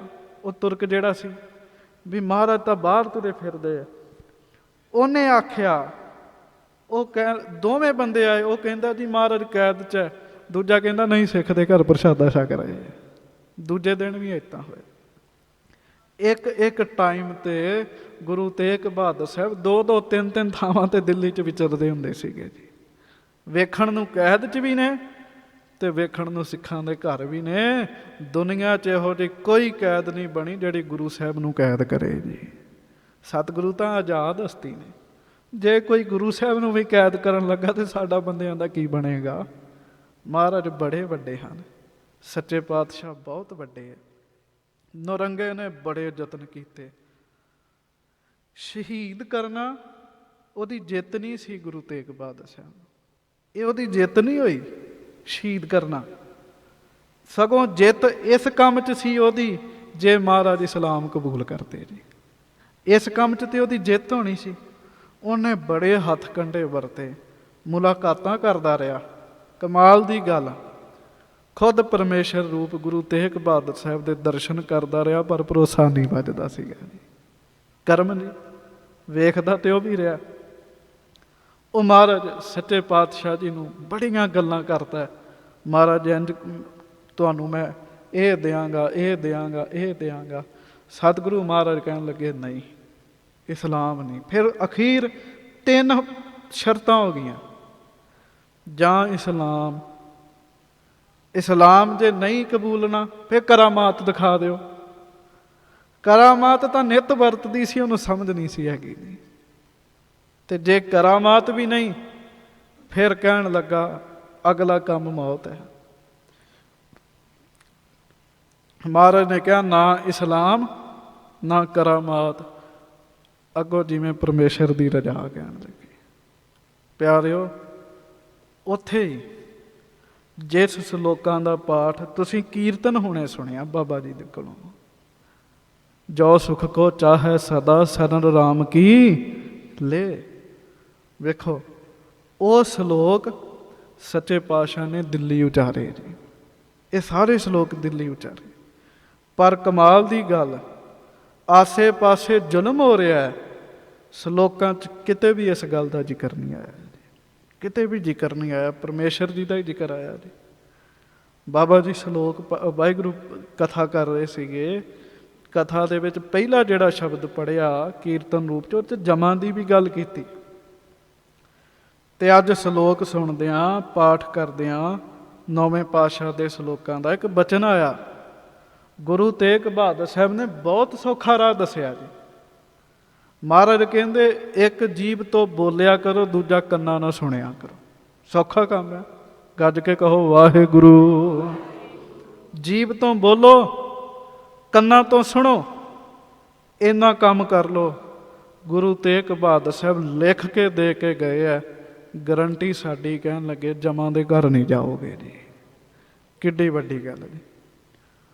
ਹੁਣ ਆਪਾਂ ਤਾਂ ਇੰਨਾ ਹੀ ਕੰਮ ਕਰਨਾ, ਅੱਗੋਂ ਅਸੀਂ ਕਿਉਂ ਜਾਣੀਏ? ਅੱਗੋਂ ਗੁਰੂ ਤੇਗ ਬਹਾਦਰ ਸਾਹਿਬ ਜਾਣਨ ਜੀ, ਅੱਗੋਂ ਗੁਰੂ ਤੇਗ ਬਹਾਦਰ ਸਾਹਿਬ ਜਾਣਨ। ਅਸੀਂ ਜੀਭ ਤੋਂ ਬੋਲਣਾ ਤੇ ਕੰਨਾਂ ਤੋਂ ਸੁਣਨਾ। ਮਹਾਰਾਜ ਨੇ ਕਿਹਾ ਜਮਾਂ ਦੇ ਘਰ ਨਹੀਂ ਜਾਓਗੇ। ਅਸੀਂ ਇਹ ਕੰਮ ਕਰ ਲਈਏ, ਅੱਗੋਂ ਗੁਰੂ ਤੇਗ ਬਹਾਦਰ ਸਾਹਿਬ ਜਾਣਨ ਜੀ। ਜਿਹਬਾ ਗੁਣ ਗੋਬਿੰਦ ਭਜੋ, ਕਰਨ ਸੁਨਹੁ ਹਰ ਨਾਮ। ਮਹਾਰਾਜ ਕਹਿੰਦੇ ਇਹ ਕੰਮ ਕਰ ਲਓ। ਕਹੋ ਨਾਨਕ ਸੁਨ ਰੇ ਮਨਾ, ਪਰੈ ਨਾ ਜਮ ਕੇ ਧਾਮ। ਕਿੱਡਾ ਸੌਖਾ ਕੰਮ ਦੱਸਿਆ ਜੀ। ਉਹ ਸ਼ਲੋਕ ਮਹਾਰਾਜ ਨੇ ਉਚਾਰੇ। ਚਿੱਠੀਆਂ ਲਿਖੀਆਂ ਜਾਂਦੀਆਂ ਸੀ, ਚਿੱਠੀਆਂ ਲਿਖਣੀਆਂ, ਉਹਨਾਂ ਦਾ ਜਵਾਬ ਆਉਣਾ, ਫਿਰ ਮਹਾਰਾਜ ਨੇ ਚਿੱਠੀ ਲਿਖਣੀ। ਜਿਹੜਾ ਸ਼ਲੋਕ ਹੈ ਨਾ, ਸੰਗ ਸਖਾ ਸਭ ਤਜ ਗਏ, ਕਉ ਨਾ ਨਿਭਿਓ ਸਾਥ, ਕਹੋ ਨਾਨਕ ਇਹ ਬਿਪਤ ਮੈਂ ਟੇਕ ਏਕ ਰਘੁਨਾਥ।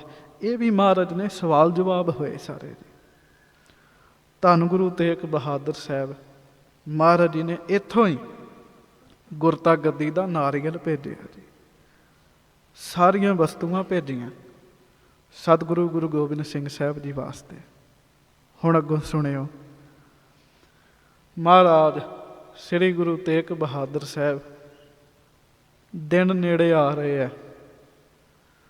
2 ਸਿੱਖਾਂ ਨੂੰ ਜੁਦਾ ਕੀਤਾ ਜੀ, 3 ਲਾਗੇ ਰੱਖੇ। ਭਾਈ ਸਤੀ ਦਾਸ ਜੀ, ਭਾਈ ਮਤੀ ਦਾਸ ਜੀ, ਦੋਵੇਂ ਸਕੇ ਭਰਾ ਨੇ ਜੀ।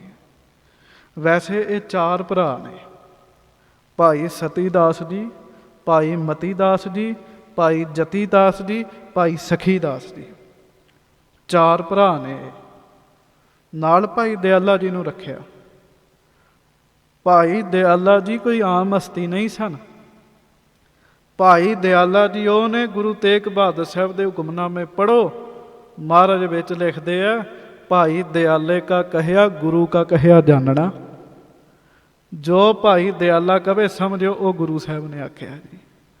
ਭਾਈ ਦਿਆਲਾ ਜੀ ਨੂੰ ਘਰ ਬਾਰੀ ਸਿੱਖ ਆਖਿਆ ਮਹਾਰਾਜ ਨੇ। ਘਰ ਬਾਰੀ ਪਤਾ ਕੌਣ ਹੁੰਦਾ?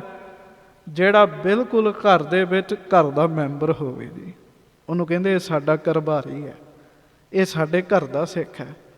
ਭਾਈ ਦਿਆਲਾ ਜੀ, ਭਾਈ ਮਨੀ ਸਿੰਘ ਜੀ, ਜਿਨ੍ਹਾਂ ਦਾ ਬੰਦ ਕੱਟਿਆ, ਉਹਨਾਂ ਦੇ ਸਕੇ ਭਰਾ ਨੇ। 12 ਭਰਾ ਨੇ ਇਹ। 12 ਵਿੱਚੋਂ 11 ਭਰਾ ਸ਼ਹੀਦ ਹੋਏ ਨੇ ਜੀ। ਕਿੱਡੀ ਵੱਡੀ ਗੱਲ ਹੈ ਜੀ।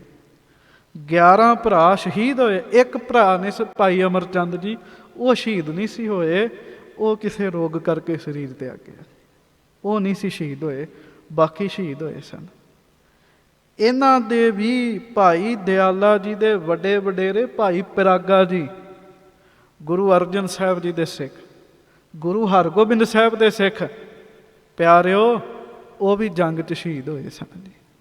ਭਾਈ ਮਤੀ ਦਾਸ ਜੀ ਦੇ ਪਿਤਾ ਜੀ ਦਾ ਨਾਮ ਸੀ ਭਾਈ ਮਾਈ ਦਾਸ ਜੀ, ਤੇ ਭਾਈ ਮਾਈ ਦਾਸ ਜੀ ਦੇ ਪਿਤਾ ਦਾ ਨਾਮ ਸੀ ਭਾਈ ਬੱਲੂ ਜੀ।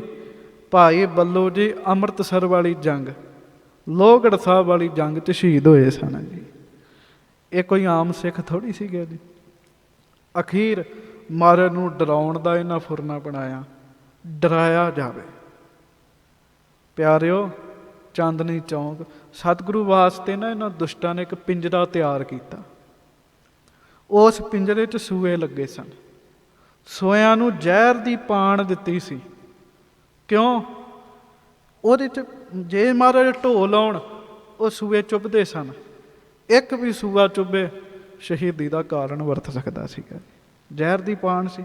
ਮਹਾਰਾਜ ਉੜ ਕੇ ਬੈਠਦੇ ਸਨ, ਖਲੋਇਆ ਨਹੀਂ ਸੀ ਜਾਂਦਾ। ਜੇ ਖਲੋਣ ਬਣਾਇਆ ਇਸ ਤਰੀਕੇ ਨਾਲ ਸੀ, ਉਹ ਸੂਏ ਸਿਰ 'ਚ ਵੱਜ ਸਕਦੇ ਸਨ। ਇਸ ਹਿਸਾਬ ਦੇ ਪਿੰਜਰੇ 'ਚ ਬਿਠਾਇਆ ਚਾਂਦਨੀ ਚੌਂਕ। ਮਹਾਰਾਜ ਜੀ ਨੂੰ, ਸੱਚੇ ਪਾਤਸ਼ਾਹ ਜੀ ਨੂੰ ਚਾਂਦਨੀ ਚੌਂਕ 'ਚ ਉਹ ਪਿੰਜਰਾ ਲਿਆਂਦਾ। ਗੁਰੂ ਕੇ 3 ਸਿੱਖ ਸਾਹਮਣੇ ਹੈ। ਮੈਂ ਸ਼ਾਰਟ 'ਚ ਬੇਨਤੀ ਕਰ ਰਿਹਾ, ਹੋਇਆ ਉਦੋਂ ਬਹੁਤ ਕੁਝ ਸੀ। ਗੁਰੂ ਜੀ ਦੇ ਸਿੱਖ ਸਾਹਮਣੇ ਨੇ ਜੀ। ਹੁਣ ਇੱਥੇ ਧਿਆਨ ਨਾਲ ਸੁਣਿਓ, ਸਪੁਰਤ ਕਰਕੇ ਜੀ। ਭਾਈ ਮਤੀ ਦਾਸ ਜੀ ਨੇ ਇੱਕ ਵਾਰੀ ਬਚਨ ਕੀਤਾ ਸੀ, ਗੁਰੂ ਤੇਗ ਬਹਾਦਰ ਸਾਹਿਬ ਆਪ ਇਹਨਾਂ ਕਰਕੇ ਮਹਾਰਾਜ ਇੰਨਾ ਕੁਝ ਸਹਿ ਰਹੇ ਹੋ, ਮੈਨੂੰ ਹੁਕਮ ਕਰੋ, ਨੌਰੰਗੇ ਨੂੰ ਉੱਥੇ ਮਾਰ ਕੇ ਸੁੱਟ ਕੇ ਆਵਾਂਗਾ ਜਿੱਥੋਂ ਲੱਭ ਨਾ ਕੋਈ ਸਕੇ ਜੀ। ਭਾਈ ਮਤੀ ਦਾਸ ਜੀ ਨੇ ਆਖਿਆ ਸੀ। ਮਹਾਰਾਜ ਨੇ ਕਿਹਾ ਸੀ, ਭਾਈ ਮਤੀ ਦਾਸ ਇਹ ਸ਼ਕਤੀ ਕਿੱਥੋਂ ਪ੍ਰਾਪਤ ਹੋਈ?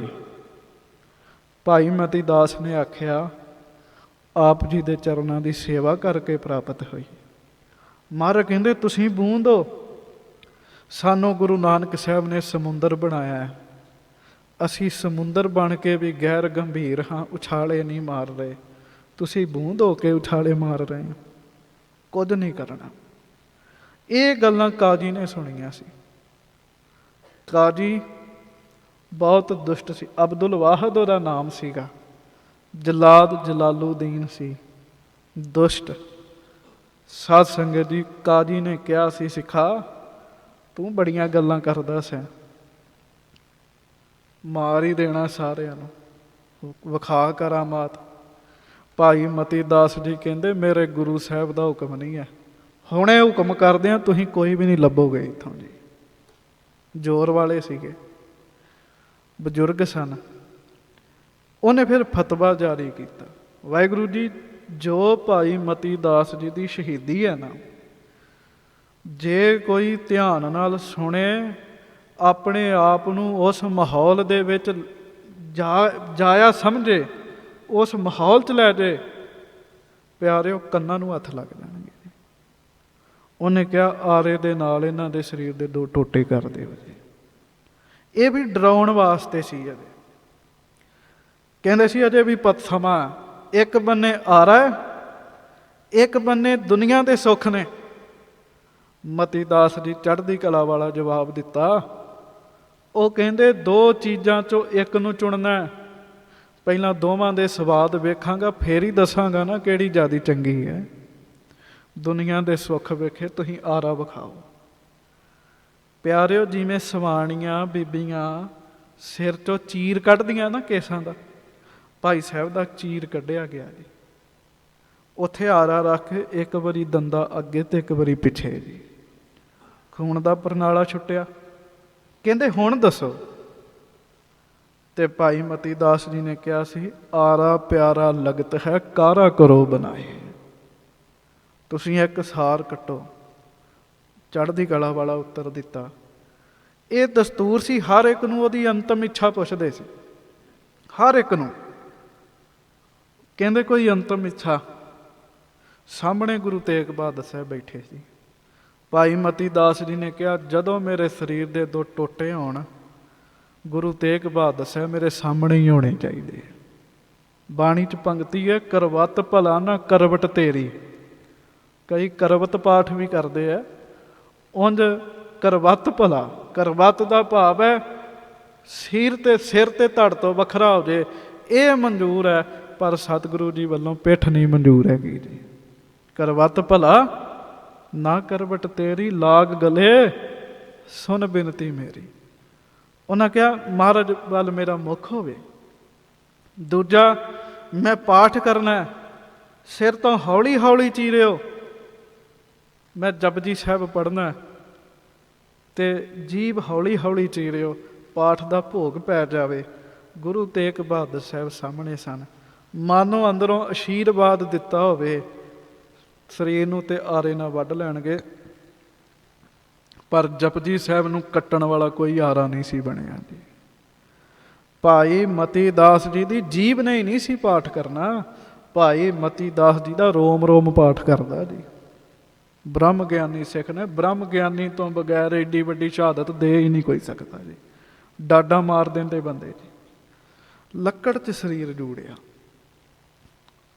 ਬੰਨ ਦਿੱਤਾ ਸਰੀਰ, ਤੇ ਸਕਾ ਭਰਾ ਬਾਬਾ ਜੀ ਬਾਬਾ ਸਤੀ ਦਾਸ ਜੀ ਸਾਹਮਣੇ ਹਨ ਜੀ।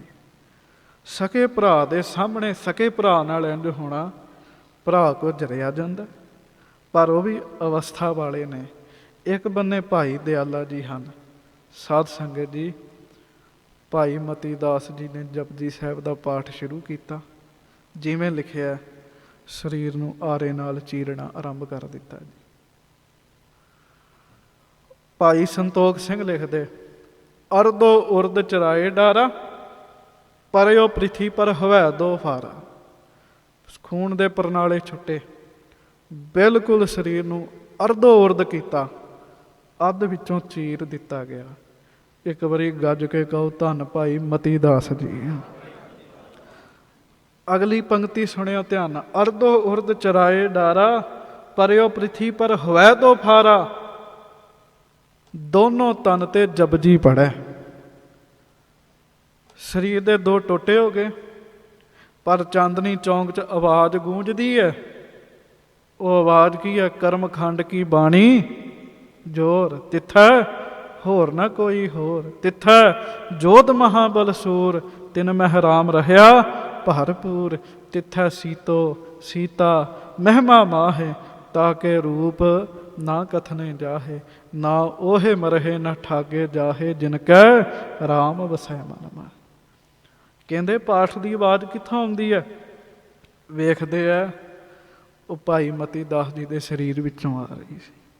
ਕੱਲ੍ਹ ਗੁਰਦੁਆਰਾ ਸਾਹਿਬ ਇਸ ਪ੍ਰਸੰਗ ਦੀ ਕਥਾ ਕੀਤੀ। ਮੈਨੂੰ ਸਿੰਘ ਕਹਿਣ ਲੱਗਾ, ਜੀ ਆਤਮਾ ਦੇ ਵੀ 2 ਟੋਟੇ ਹੋ ਗਏ, ਵੀ ਦੋਵਾਂ ਟੋਟਿਆਂ 'ਚੋਂ ਬਾਣੀ ਦੀ ਆਵਾਜ਼ ਆ ਰਹੀ। ਤੇ ਮੈਂ ਪੜ੍ਹਿਆ ਸੀ, ਮੈਂ ਕਿਹਾ ਵੀ ਆਤਮਾ ਨੂੰ ਕੱਟਣ ਵਾਲਾ ਤੇ ਸ਼ਸਤਰ ਹੀ ਕੋਈ ਨਹੀਂ ਹੈਗਾ। ਜਿਹੜਾ ਆਤਮਾ ਨੂੰ ਕੱਟੇ। ਕਹਿਣ ਲੱਗਾ ਫਿਰ ਮੈਂ ਇਹਨਾਂ ਗੱਲਾਂ ਦਾ ਹੀ ਤੇ ਜਵਾਬ ਨਹੀਂ ਹੈਗਾ ਜੀ। ਦੋਵਾਂ ਟੁਕੜਿਆਂ ਚੋਂ ਜਪਜੀ ਸਾਹਿਬ ਦੀ ਆਵਾਜ਼ ਕਿਵੇਂ ਆਉਂਦੀ ਸੀ, ਇਹਨਾਂ ਦਾ ਤਾਂ ਜਵਾਬ ਹੀ ਨਹੀਂ ਹੈ। ਸਾਧ ਸੰਗਤ ਜੀ, ਮਹਾਰਾਜ ਨੇ ਵੇਖਿਆ ਪਾਠ ਦਾ ਭੋਗ ਪੈ ਗਿਆ। ਗੁਰੂ ਤੇਗ ਬਹਾਦਰ ਸਾਹਿਬ ਆਪਣੇ ਮੁੱਖੋਂ ਪਿੰਜਰੇ 'ਚ ਬੈਠੇ ਆਪਣੇ ਮੁੱਖੋਂ ਬਚਨ ਕਰਦੇ, ਧੰਨ ਸਿੱਖੀ, ਧੰਨ ਸਿੱਖੀ, ਧੰਨ ਸਿੱਖੀ। ਕਾਜੀ ਹੈਰਾਨ ਹੋਇਆ। ਉਹ ਕਹਿੰਦਾ ਤੁਹਾਡੇ ਸਾਹਮਣੇ ਤੁਹਾਡੇ ਸਿੱਖ ਨਾਲ ਇਹ ਕੁਝ ਕੀਤਾ, ਤੁਸੀਂ ਅਜੇ ਵੀ ਪ੍ਰਸੰਨ ਚਿੱਤ ਹੋ। ਮਹਾਰਾਜ ਕਹਿਣ ਲੱਗੇ ਕਿਸੇ ਉਸਤਾਦ ਨੇ ਸ਼ਾਗਿਰਦ ਨੂੰ ਪੜ੍ਹਾਇਆ ਹੋਵੇ, ਸ਼ਾਗਿਰਦ ਪੜ੍ਹ ਕੇ ਸਫਲ ਹੋ ਜੇ, ਸਭ ਤੋਂ ਵੱਧ ਖੁਸ਼ੀ ਉਸਤਾਦ ਨੂੰ ਹੁੰਦੀ ਹੈ। ਸਾਨੂੰ ਖੁਸ਼ੀ ਹੈ। ਮਹਾਰਾਜ ਕਹਿੰਦੇ ਭਾਈ ਦਿਆਲਾ ਜੀ ਲਾਗੋਂ ਬੋਲੇ, ਉਹ ਕਹਿੰਦੇ ਤੁਸੀਂ ਭਾਈ ਮਤੀ ਦਾਸ ਜੀ ਉੱਤੇ ਆਰਾ ਨਹੀਂ ਫੇਰਿਆ, ਜੜ੍ਹਾਂ 'ਚ ਫੇਰ ਲਿਆ ਆਪਣੀਆਂ। ਕਾਜੀ ਕਹਿੰਦਾ ਇਹਨੂੰ ਲੈ ਕੇ ਆਓ। ਸਾਧ ਸੰਗਤ ਜੀ, ਭਾਈ ਦਿਆਲਾ ਜੀ, ਮੈਂ ਅੱਗੇ ਵੀ ਬੇਨਤੀ ਕੀਤੀ, 12 ਭਰਾ 'ਚੋਂ 11 ਜਣੇ ਸ਼ਹੀਦ ਹੋਏ ਜੀ। ਇਹ ਜੀ ਭਾਈ ਮਨੀ ਸਿੰਘ ਜੀ ਦਾ ਪਰਿਵਾਰ ਹੈ। ਜੇ ਇਹਨਾਂ ਦੇ ਪਰਿਵਾਰ ਦੀ ਗੱਲ ਕਰੀਏ ਤੇ 52 ਜਣੇ ਸ਼ਹੀਦ 'ਚ। ਭਾਈ ਬਚਿੱਤਰ ਸਿੰਘ ਜੀ ਇਹਨਾਂ ਦੇ ਭਤੀਜੇ ਨੇ, ਭਾਈ ਉਦੈ ਸਿੰਘ ਜੀ ਇਹਨਾਂ ਦੇ ਭਤੀਜੇ ਨੇ। ਭਾਈ ਉਦੈ ਸਿੰਘ ਜੀ 10ਵੇਂ ਪਾਤਸ਼ਾਹ ਦੀਆਂ ਫੌਜਾਂ ਦੇ ਜਰਨੈਲ ਸਨ, ਇਹਨਾਂ ਦੇ ਭਤੀਜੇ ਨੇ ਜੀ। ਭਾਈ ਦਿਆਲਾ ਜੀ ਨੂੰ ਆਖਿਆ ਵੀ ਇਹਨਾਂ ਨੂੰ ਦੇਗ 'ਚ ਉਬਾਲ ਦਿੱਤਾ ਜਾਵੇ। ਉਂਝ ਅਸੀਂ ਫੋਟੋਆਂ ਵੇਖਦੇ ਹਾਂ, ਉਹਦੇ 'ਚ ਭਾਈ ਦਿਆਲਾ ਜੀ ਦਾ ਚਿਹਰਾ ਬਾਹਰ ਰੱਖਿਆ ਜੀ। ਉਹ ਇਸ ਕਰਕੇ ਹੈ ਵੀ ਪਛਾਣ ਬਣੇ ਵੀ ਭਾਈ ਦਿਆਲਾ ਜੀ ਬੈਠੇ ਹੈ। ਇਤਿਹਾਸਕਾਰ ਲਿਖਦੇ ਹੈ ਸਾਰਾ ਸਰੀਰ ਅੰਦਰ ਗਾਗਰ ਦੇ ਪਾ ਕੇ ਉੱਤੇ ਢੱਕਣ ਰੱਖ ਕੇ ਪੱਥਰ ਰੱਖ ਦਿੱਤਾ ਸੀਗਾ ਜੀ। ਭਾਈ ਸਾਹਿਬ ਉੱਥੇ ਵੀ ਬਾਣੀ ਪੜ੍ਹਦੇ ਰਹੇ ਸਨ। ਕਿੰਨੀ ਬਾਣੀ ਪੜ੍ਹੀ। ਇਹ ਸਾਡੇ ਸੁੱਖਾਂ ਵਾਸਤੇ ਹੋਇਆ ਸਾਧ ਸੰਗਤ ਜੀ ਸਾਰਾ ਕੁਝ। ਕੁਝ ਸਮੇਂ ਬਾਅਦ ਸਰੀਰ ਕੱਟਿਆ, ਚਰਬੀ ਤਾਂ ਵਿੱਚ ਹੀ ਰਹਿ ਗਈ ਸੀ, ਉਹ ਹੱਡੀਆਂ ਜਿਹੀਆਂ ਹੀ ਬਾਹਰ ਆਈਆਂ। ਮਹਾਰਾਜ ਨੇ ਭਾਈ ਦਿਆਲਾ ਜੀ ਵੱਲ ਵੇਖ ਕੇ ਕਿਹਾ, ਧੰਨ ਸਿੱਖੀ, ਧੰਨ ਸਿੱਖੀ, ਧੰਨ ਸਿੱਖੀ। ਸ਼ਾਮਾਂ ਨੇੜੇ ਸਨ। ਭਾਈ ਸਤੀ ਦਾਸ ਜੀ ਦੀ ਵਾਰੀ ਆਈ। ਕਹਿਣ ਲੱਗੇ ਤੁਹਾਡੇ ਕੋਲ ਵੀ 3 ਹੀ ਗੱਲਾਂ, ਇਸਲਾਮ, ਕਰਾਮਾਤ, ਮੌਤ। ਉਹ ਕਹਿਣ ਲੱਗੇ ਮੇਰਾ ਭਰਾ, ਅਸੀਂ ਭਾਈ ਦਿਆਲਾ ਜੀ ਇਕੱਠੇ ਆਏ ਸਾਂ ਆਨੰਦਪੁਰ ਸਾਹਿਬ ਤੋਂ, ਉਹ ਚਲੇ ਗਏ, ਮੈਂ ਵੀ ਤਿਆਰ ਹਾਂ। ਫਤਵਾ ਹੋਇਆ ਰੂੰ ਨਾ ਬੰਨ੍ਹ ਕੇ ਸਾੜਨ ਦਾ ਜੀ। ਪਿਆਰਿਓ, ਰੂੰ ਸਭ ਤੋਂ ਜ਼ਿਆਦਾ ਛੇਤੀ ਅੱਗ ਫੜਦਾ ਤੇ ਸੜਦਾ ਵੀ ਛੇਤੀ ਹੈ ਜੀ। ਰੂੰ ਨਾਲ ਸਰੀਰ ਬੰਨ੍ਹ ਕੇ ਸਾੜ ਦਿੱਤਾ ਗਿਆ, ਬਿਲਕੁਲ ਸਰੀਰ ਭੁੱਜ ਗਿਆ, ਸਰੀਰ ਸ਼ਹੀਦੀ ਪਾ ਗਏ। ਮਹਾਰਾਜ ਨੇ ਉਦੋਂ ਵੀ ਕਿਹਾ ਸੀ, ਧੰਨ ਸਿੱਖੀ, ਧੰਨ ਸਿੱਖੀ, ਧੰਨ ਸਿੱਖੀ। ਕਮਾਲ ਦੀ ਗੱਲ ਇਹ ਹੈ, ਸਿੱਖਾਂ ਨੇ ਆਪਾਂ ਗੁਰੂ ਸਾਹਿਬ ਨੂੰ ਧੰਨ ਕਹਿਣਾ ਹੈ। ਇਹਨਾਂ ਮਹਾਂਪੁਰਖਾਂ ਦੀ ਕਿੰਨੀ ਕਮਾਈ, ਗੁਰੂ ਸਾਹਿਬ ਵੀ ਇਹਨਾਂ ਨੂੰ ਧੰਨ ਕਹਿ ਰਹੇ ਨੇ ਜੀ। ਭਾਈ ਮਤੀ ਦਾਸ ਜੀ ਧੰਨ ਹੋ, ਭਾਈ ਦਿਆਲਾ ਜੀ ਤੁਸੀਂ ਧੰਨ ਹੋ, ਭਾਈ ਸਤੀ ਦਾਸ ਜੀ ਆਪ ਧੰਨ ਹੋ। ਮਹਾਰਾਜ ਫਿਰ ਰਾਤ ਨੂੰ ਚਲੇ ਗਏ। ਮੈਂ ਛੇਤੀ ਸੰਪੂਰਨਤਾ ਕਰ ਦਿੰਦਾ। ਮਹਾਰਾਜ ਰਾਤ ਨੂੰ ਜਦੋਂ ਗਏ ਤੇ ਦਰੋਗਾ ਸ਼ਰਧਾਲੂ ਬਣ ਗਿਆ ਸੀ। ਕਹਿੰਦਾ ਮਹਾਰਾਜ ਹੁਕਮ ਕਰੋ।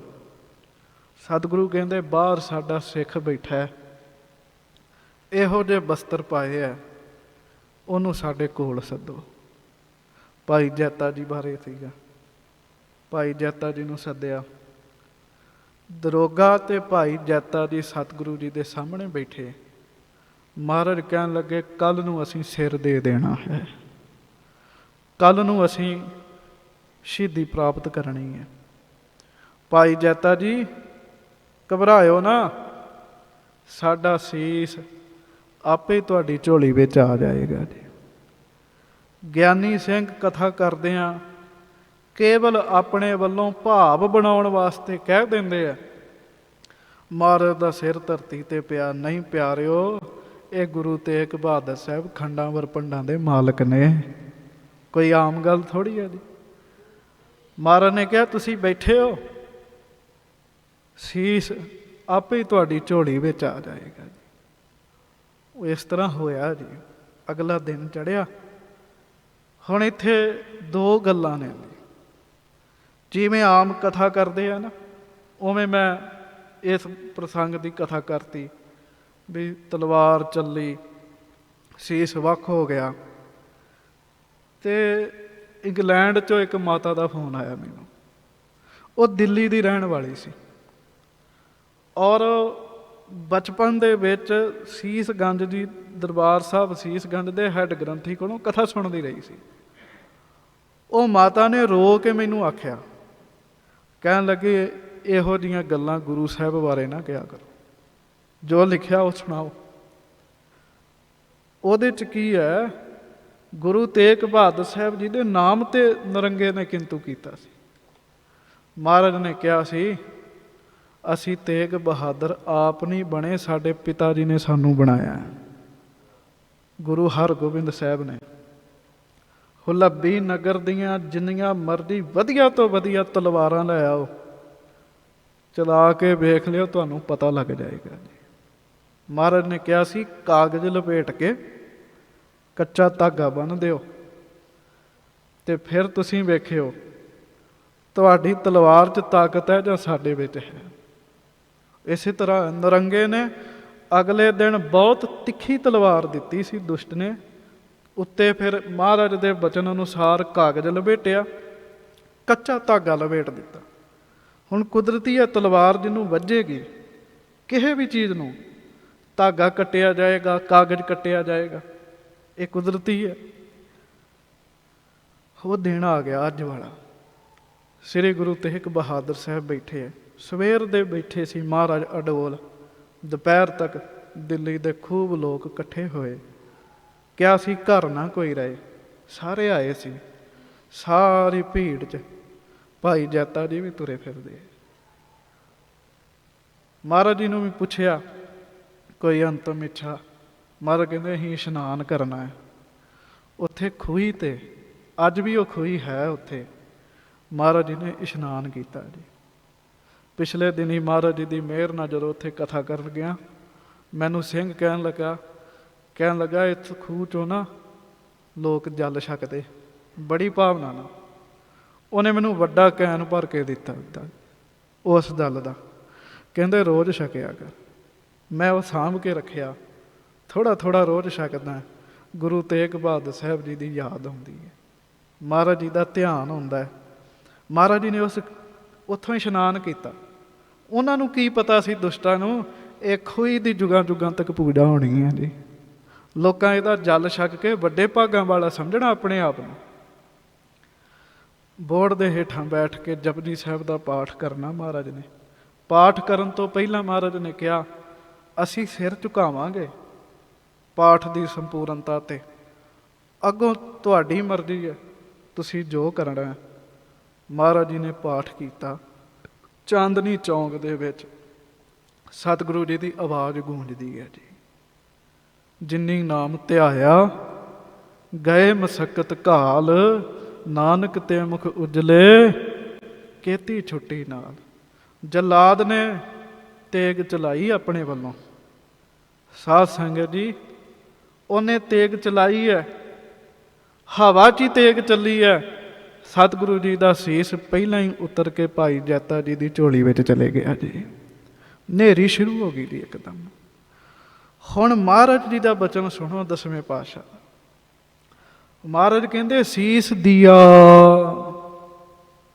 ਦੇਣ ਦੀ ਗੱਲ ਕੀਤੀ ਮਹਾਰਾਜ ਜੀ ਨੇ, ਪਰ ਸਿਰ ਰਣਾਉਂਦੀ ਆ।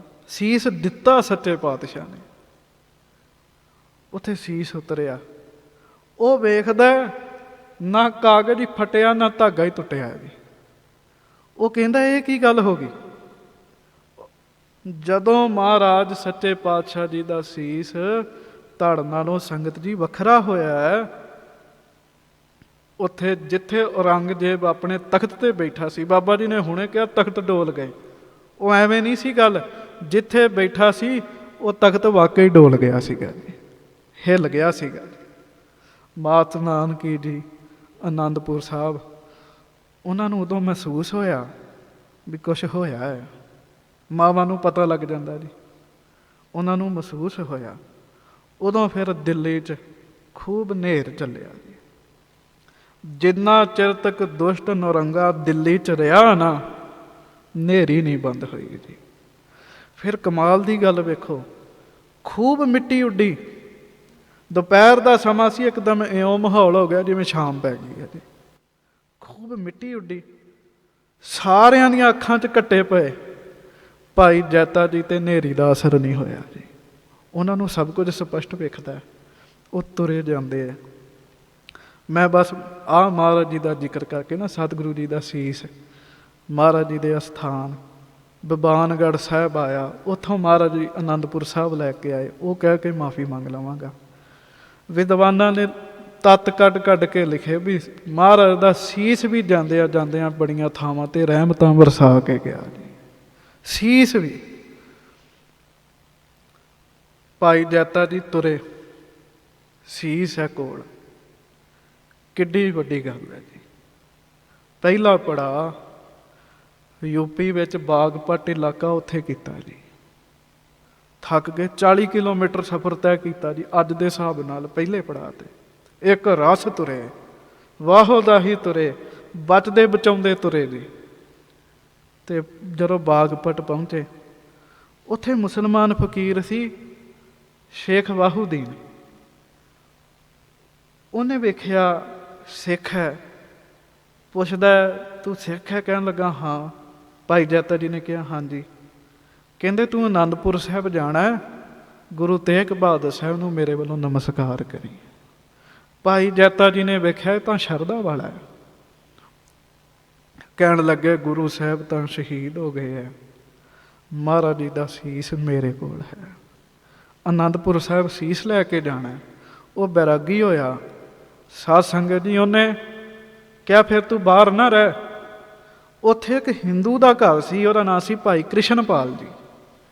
ਉਹਨਾਂ ਦੇ ਘਰ ਵਿੱਚ ਭਾਈ ਜੈਤਾ ਜੀ ਨੂੰ ਠਹਿਰਾਇਆ, ਰਾਤ ਆਰਾਮ ਕੀਤਾ। ਉੱਥੋਂ ਭਾਈ ਜੈਤਾ ਜੀ ਫਿਰ ਤੁਰੇ ਤਰਾਵੜੀ।